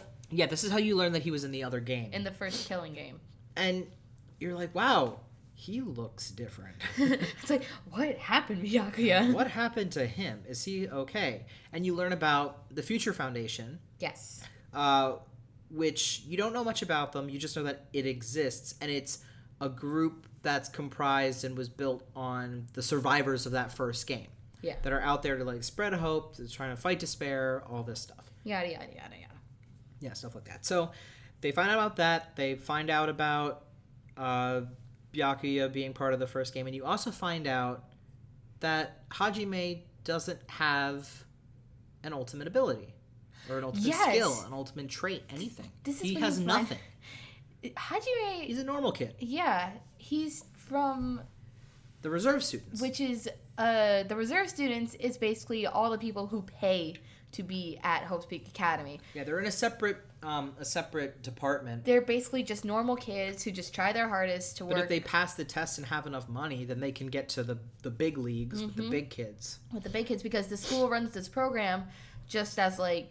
To get funds. The better students. Yeah, exactly. It's weird. It's really, really messed up. It's like it's really sad. It's really messed up. But So poor Hajime. Once you go to trial, everyone's suspicious of you. Yeah, because for some reason. Well, because you find out you don't have anything, so and they then think tell you're everyone. the traitor. Yeah, which you're not. You're not. You're not the traitor. You're not the traitor. No. In the end, through some weird, lucky twist of fate, and Nagito's stupid luck, he actually managed to weed out the traitor. And we figure out who the traitor is by his death. He set it up in such a way that one of those canisters that would put out the fire contained a lethal poison. So Nagito Komaeda was chilling back there, stab wounds on his body, barbecue sauce. Barbecue sauce on my titties. He was there just waiting. He was waiting. He was holding the rope. The rope. He was holding the rope. He was tied up. He had knife stabs everywhere that he inflicted on himself. And he lets go of the rope. The fire explodes. Well, that's when he dies because the poison killed him and he let go of the rope. And the poison was in one of the canisters. And so then you're like, oh my god, who threw the canister? So the only way to throw the canister is to somebody figured out that if it's Nagito, he planned for the traitor to get that canister. Yeah. So whoever the traitor is, come forward, and they would most likely be the Blackened. And so the traitor, quote unquote, comes forward, and it's Chiaki.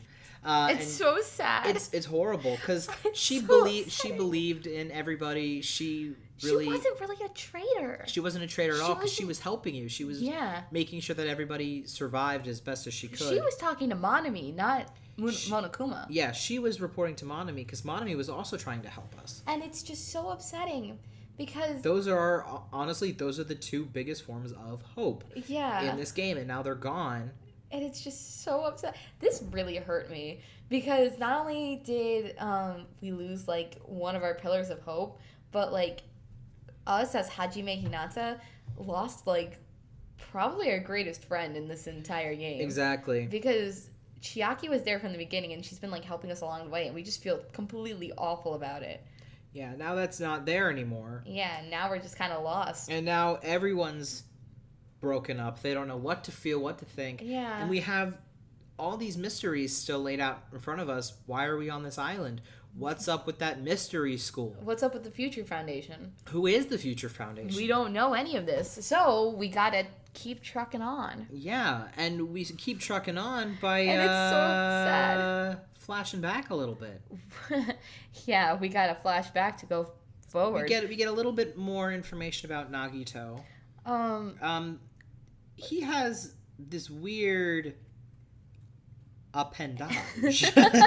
He has a woman's hand. He has a very dainty, manicured hand. A very manicured hand with like pretty pink pointed nails. And he also has a new friend. Ah, yes, a long-haired friend. A long-haired, dark, mysterious friend who sits in the corner of the boat that brings them to this island. So there was a bit of time where they were actually being transported to this island. So we weren't just in the classroom that exploded and then like landed us here. We actually had to get there somehow. Somebody brought them there. And it wasn't Usami. It was not. And so we don't know who this mystery long-haired person who loves boats is. They love boats. They love boats. And we don't learn their name, right? Do we? I don't know. I don't think yet. We don't. No. But then Nagito's friends with them apparently. Yeah, but because we were like, they're both hopeless. Yeah, exactly. Seemingly hopeless. And it's really kind of creepy and scary. And you're just very confused because all of a sudden now you're back to the present. You're back in your cottage. And the game breaks. The game breaks. You know how we said the game doesn't... Yeah, the game it breaks. The game breaks. And it glitches out. It glitches out. And you break. And you break the game. You broke the game. So you done broke if you are planning on playing the game... Don't turn off your computer. Please don't turn off your computer. Or your console. Don't do it. You literally did not actually physically break the game. We almost did this, and we almost lost everything. Yeah, I almost turned off the game. So, please know you actually did not break the game, but the game does break. Kind of. It's supposed to. For people who are familiar with the Arkham series, I forget which one it is. It's either Arkham Asylum or Arkham City. I think it's Arkham Asylum. Yeah, you said Asylum. There's a moment where the game seemingly crashes and it glitches you back to the main opening sequence. It's kind of the same deal. It glitches and then it kind of restarts you. And now you're back at Hope's Peak Academy. A little bit. There's a little bit of that, and there's also a little bit of you're in a glitched version of the island. Yes. Too. The island is glitching out on you. So for people, just a little fun fact, for people who like exploring and finding hidden Easter eggs, in this glitch part of the game, if you go to everybody's cabin, the cabin or the cottages of the people who've previously died, and you read their doors, the signs on their doors, it'll be weird, glitchy code that people... There's this like whole... I don't want to call it a creepypasta, but it's kind of like along those lines. It's like a creepypasta. Where the things that are written are said to be the last thoughts of the people who died. Which is really sad. Because, like, there's some funny ones. There's some really sad ones. Like, I think Gundam's was really sad. Gundam's was I'm gonna take over the world. Ha ha ha ha. Oh, JK. Ha, ha, ha, Who was... Like, that's not sad. No, it was... There were some sad ones where Terra was like, Mama. Yeah, Mama. it was like, Mama. And I'm like... There was one of them where somebody was like, I'm sorry. Oh, frick. Whose was I? I'm sorry. Was it in Mahiru's? Maybe. I don't know. I think Mahiru's was very Somebody apologetic. was apologizing for something. Yeah. Somebody was just screaming about another thing. I don't Sumiki's was like screaming about despair. Yep. Sumiki was screaming about despair. It was weird. There are a bunch of... It's really hard to explain because they were mixed in with a bunch of random numbers and symbols. But, like, be on the lookout for those. Yeah, those are fun. Yeah. So anyway... But you do glitch and go back to the actual setting of the first game, which is the original Hope's Peak Academy. But everything is so glitched out. You're, like, in this framework. You're walking on a floor that's, like, a grid. You can see through walls. Sometimes the entire room will flip upside down. Yeah, and things you're walking will, like... on the ceiling. Yeah. It's weird. Wild. It's and a we wild started time. freaking out because we had no idea what was going on. Yeah, we thought we broke the game. It was still going. But while you're searching through Hope's Peak, you start finding... First of all, you see all your classmates, but I don't think their dialogue is correct, is it? No, their dialogue is pretty much the same. They're like, where are we? What's going on? Yeah. But they're just as confused as you are. And as you go around the school, you learn and expand upon the knowledge that you already know from the first game. So this whole the greatest, most awful tragic event of human history, whatever, you learn more about that. You learn about what that actually was. And we did say in the last episode that there was a student at Hope's Peak Academy that was influenced by Junko Enoshima to kill an entire collection of people, and I think it was the student council, but it was a giant collection of people. And because of that, that was broadcast. People got up in arms about it and went to go confront the school about it. Yeah. And that kind of just started a domino effect of different things. It was bad. That basically proved that the school was feeding off of the income and the payments of the reserve class students. The reserve class was basically like their guinea pigs. They were fodder for the better students. Exactly. They were like all like in Kids Next Door when all the hamsters are like generating the power for the treehouse. That's exactly it. That's kind of like that. They're generating the power. I don't know why that's the first thing that came to mind. But because of that, Junko was able to convince all of those reserve corps students that they weren't needed. Yeah, and that they were basically useless, and this resulted in a mass suicide of all of the reserve corps kids. Which was... You don't think something like this is possible, but honestly... It's insane. And because that was broadcast on television... It made it worse. Other people started to feel that there was no hope for them if they weren't in that top tier. They went into despair. They basically fell into despair and started a international and global war. Yeah. Despair conquers the world now, and it's all because of Junko Enoshima. And it's all because she started this. Yeah. And the whole thing with the previous group of the first killing game was a part of this ongoing despair. Look, everybody, here's despair. Here's hope. Here's despair. Here's hope. Here's despair. It's like, let me just show you some more hope and despair to like plunge you into further despair. Exactly. Because if none of these people can survive. And there's this whole thing too with Junko didn't exactly act alone. Yeah. She was able to convince a class of students to basically help her spread despair across the world in the form of a group called the Ultimate Despair, which she was basically like the ultimate despair because she's the lead. She's like the top tier of them all, and then these are all her. These are like her underlings. These are her cronies.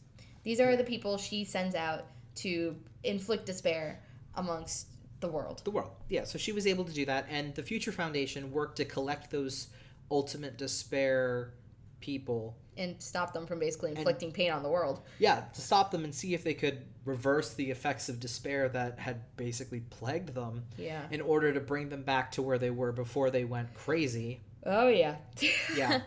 And while you're investigating the school, you do find a weird photograph of Hiyoko Saionji, who is in this photo not with pigtails but with a ponytail. Yeah, she's tall. Older. Yeah, she's older, and we don't know where it came from because she's dead. She's dead, and there's also a whiteboard that includes all of their names, all of the names of the people from this class. But there's one name that we haven't seen before, the Ultimate Imposter. That's true. So that's true. We're confused. Because there's somebody in our class that's not there. Yeah. And it's Byakuya. In his place, it says the Ultimate Imposter, and we don't understand why. Which leads us to believe, and they figure it out, that the person who is Byakuya wasn't really Byakuya at all. He's really the Ultimate Imposter. He's the Ultimate Imposter, so he's pretending to be Byakuya. So, I mean...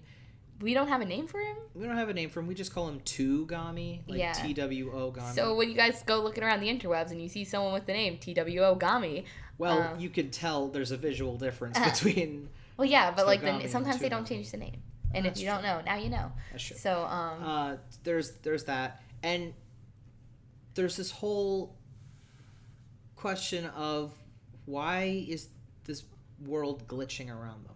And Where then, are they actually? And you do run into another familiar face, even though... Well, two familiar faces. But you don't see their faces. So, you run into this room where there's this giant floating... Pillar, block, black, monument, cube thing, rectangle, I don't know. But you start talking to it, and from it, you see Chihiro.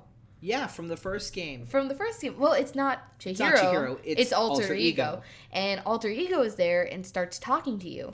And so they basically tell you, hey, so you're currently in something called the Neo World Program, which was created by the people at the Future Foundation. And it's there as a way to instill hope and to basically eliminate any traces of despair. So why are we here? Why are we here, Jason? Well, it turns out that everyone in your class, they know each other. Oh, yes, they know each other. And they've been together, and they've gone through the entirety of high school together. So they are all graduated from high school.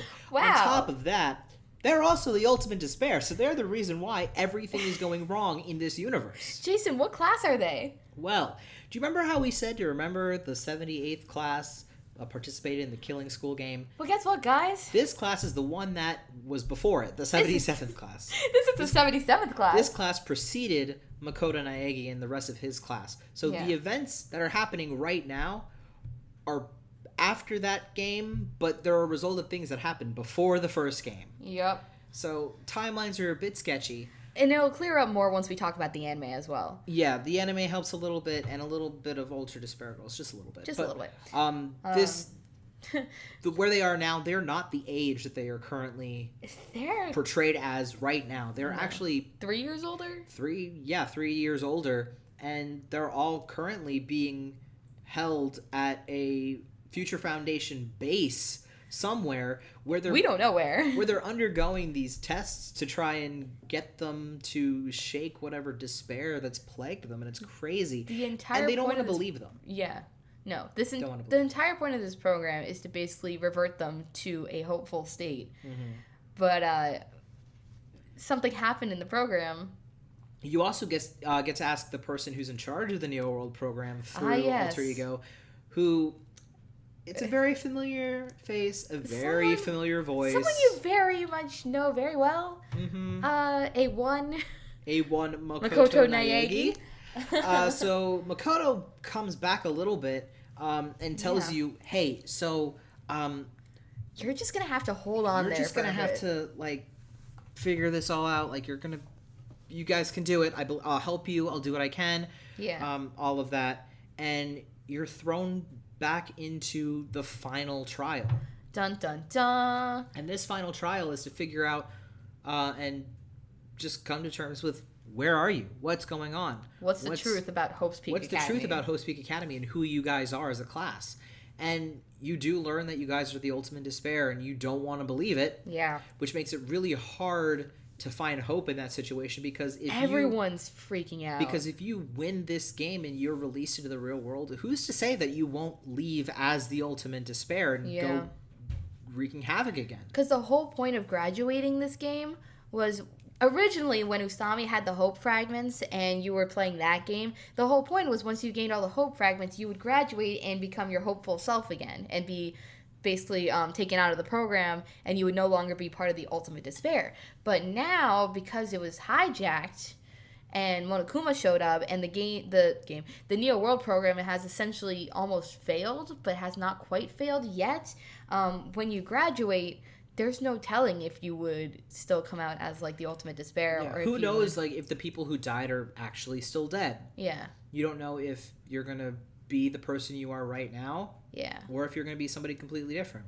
No idea. Because they took the memories, the personalities from when they were first enrolled in Hope's Peak Academy and placed them into these avatars. When they were just wee baboos. They were wee baboos. When they were pure and innocent and full of hope.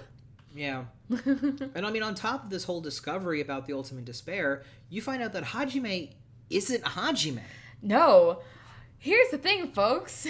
The school, with all of that incoming money from the reserve course, they put it towards creating the ultimate hope, basically. They were trying to make the ultimate hope by taking all the talents of the other students and infusing them into this blank core. And that was Hajime.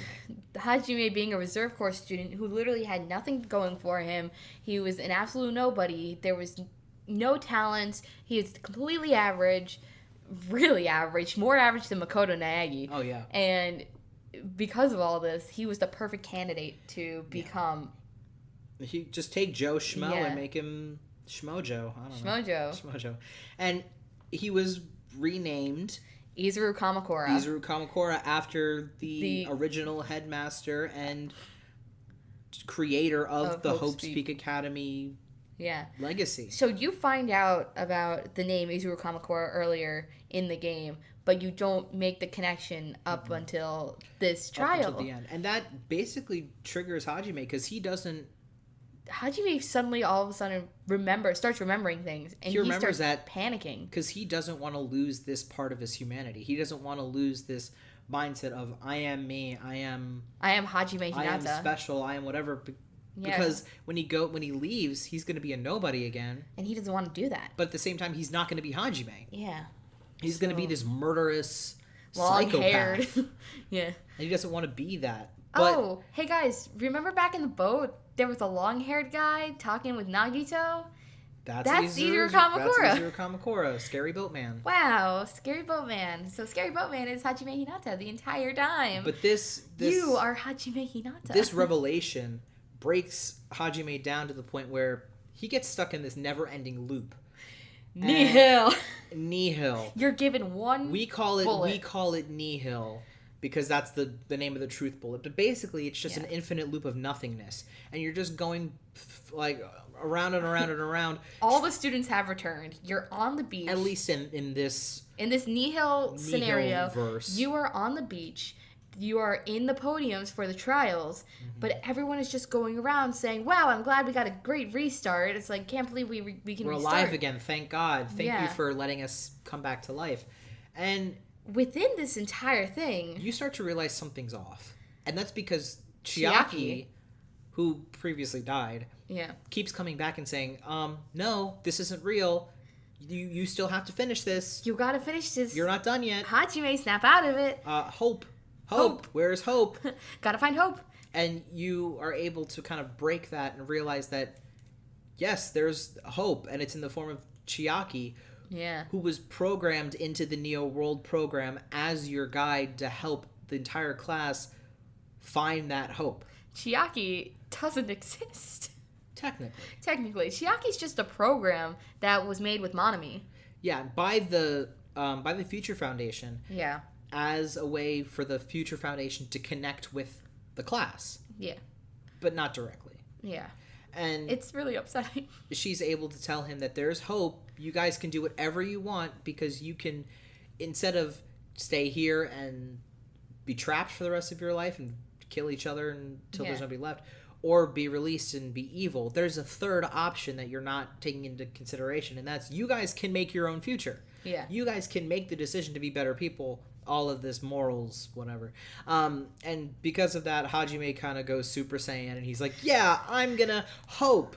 Everyone, you get a hope. You get a hope. You get a hope. Everyone here's getting a hope. And at the same time, the Future Foundation actually show up. Yeah, so all of a sudden, in comes Makoto Nagi. And Byakuya Togami, the original. And Kyoko Kirigiri. So the three of them show up, and they're saying, hey guys, you can hope. You can hope. You can defeat this despair. Which turns out is Junko Enoshima taking over an AI. Yeah, somehow. I don't know. Junko Enoshima became an AI, and now she is giant and CGI. Somebody took Junko and stuck her into the program. We'll figure out who that person is later. Yep, way later. In another episode. But she was able to get and infect the program in the form of a virus. Yep. And that's why everything's going to hell, because she's here and she's taking control of everything. The reason Monokuma showed up, the reason the whole killing game is here, the glitching of the program itself. Everything that's there is because of Junko Enoshima once more. When you thought she was dead, she comes back and she's still here. She's still trucking. Junko Enoshima. I haven't heard that name in 84 years. Oh my god. But you do manage to convince everybody who's currently surviving with you, the small amount of people, that... Yeah, who's left? For a recap, quick sideline. Who is left? Hajime. Oh, Makoto's already live. Hajime. Akane. Fuyuhiko. Sonia, and Soda. I think that's just it. Five. It's just the five just of them. The five. Oh, dear God. Just the five of them. Yeah. Okay. So there's five of them left. What, 7 from the other one? Yeah. Was it 7 from the other one? Yeah. Hiro, Kyoko, Byakuya, Makoto. Toko. Asahina. Is that it? 6? 6. Yeah, okay. 6. Okay. So we have 5 people still alive, and they're battling gigantic evil AI Junko who stuck her cell phone down to talk to you guys. She's like, no, there's big her and then there's her. There's big her and then tiny her. She can do whatever she wants. She's a computer program. She's an AI. She's also in CGI, which is very new to this game. It's very strange. And we had nightmares about those. It was very gross. But you were able to convince yourself that you have hope. You are hope. And you're able to defeat her, and you return to your normal body back on the actual real existing Jabberwock Island. Yeah, where this base was. Where this Future Foundation base was, and you're able to kind of start afresh. You don't know who survived. You don't know... You know nothing. You know nothing. You're just kind of there. You don't really follow them at the end. No, because you see Makoto and Kyoko and Byakuya. Oh, Byakuya. Oh, his pants. Byakuya Togami has strangely good pants. Good pants. In this, I'm guessing we're showing a photo, just like Byakuya Togami's pants. We had to pause for a hot second. Pants. We had to pause the game for this because we were so because we just kind of went, are you looking at what I'm looking at? It's like his pants. His pants. His pants. It's very odd. But, at the end, after showing the Future Foundation people, we see Hajime standing in the distance like Batman on the edge of a cliff. Yeah, because whoever was there, the ultimate despair, they were left on that island to rebuild themselves. And you don't know what happens after that. Because the game ends. And that's it. And you're done with and you're done, but there's still so many questions that need to be answered. There's so much left, and there's still so much coming up. There's still so much that you don't know. Man, and just the third game, and we still have Ultra Despair Girls. We have the anime to cover, and we have V3. And dear God, V3 only makes things worse. The anime does too. A little bit, yeah. The anime I think clears up. The anime I think is more explanatory. The anime fills in some plot holes. Yeah, the anime fills in a lot of plot holes actually. Yeah. So that goodbye despair. Hello despair. Hello despair. You think it's goodbye. You say goodbye. I say hello. Hello, hello. I don't know why you say goodbye. Say hello. Oh.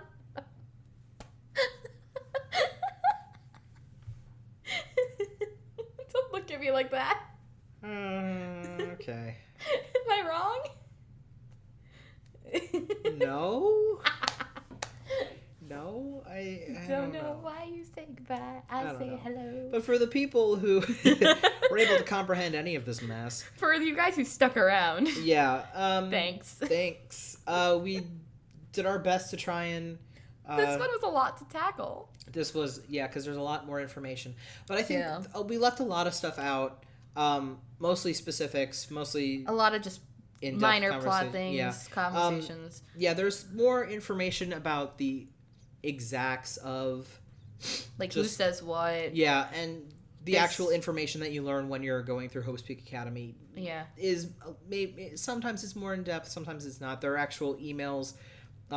between the Future Foundation. Between members of the Future Foundation about what Makoto's doing. And there's a statue of Sakura back in Grape House and Strawberry House. in Grape House. And there's just a bunch of other things that you guys can find out that we might not have talked about. But we highly recommend you go play the game. Definitely. This is my favorite game out of all of them. Best one. So good. It's really good about... bringing these characters into the universe without forcing them too hard, like at the beginning. Yeah. These guys also have the most story to each of them. Yeah, there's so much more backstory that there's a lot of flesh backstory. These characters out more than the ones in the first one, and these are characters that you can really relate to. I mean, like yes, you can relate to, but they're characters that you want to know more about. There's a lot to uncover with each one, and it makes them unique and it makes them fleshed out and real. They're fun. Which is ironic to say because they're technically computer programs. Oh, it's so sad. We love them all so much. They're so great. The cases are great. The mini games make me want to die. Oh gosh, there's so many mini games. I love the fishing one. That's my favorite one. There's a fishing mini game, and I think it's the greatest thing ever. No, there's not. Yeah, the one with the fish. That's V3. I bungled it up. You need to not. You need to stop. This is how... What game are you even playing at this point? I don't know what game I'm playing anymore. I'm sorry. I don't know what you're playing. But that's a little peek into V3, which will come in 2 weeks? Maybe, yeah. So yeah. No, 3 weeks. 3 weeks. 3 weeks for the V3. Anyway. Oh, boy. Well, that's all. That's literally all we have for this. Do we even have an ending? What do we... Yeah, so until next episode, really, which will be Ultra Despair Girls, which is the third game in the series. It was the first spinoff. The first spinoff. It doesn't... You'll see. We'll see. You'll see. You'll see once we get there. So prepare for some gorals.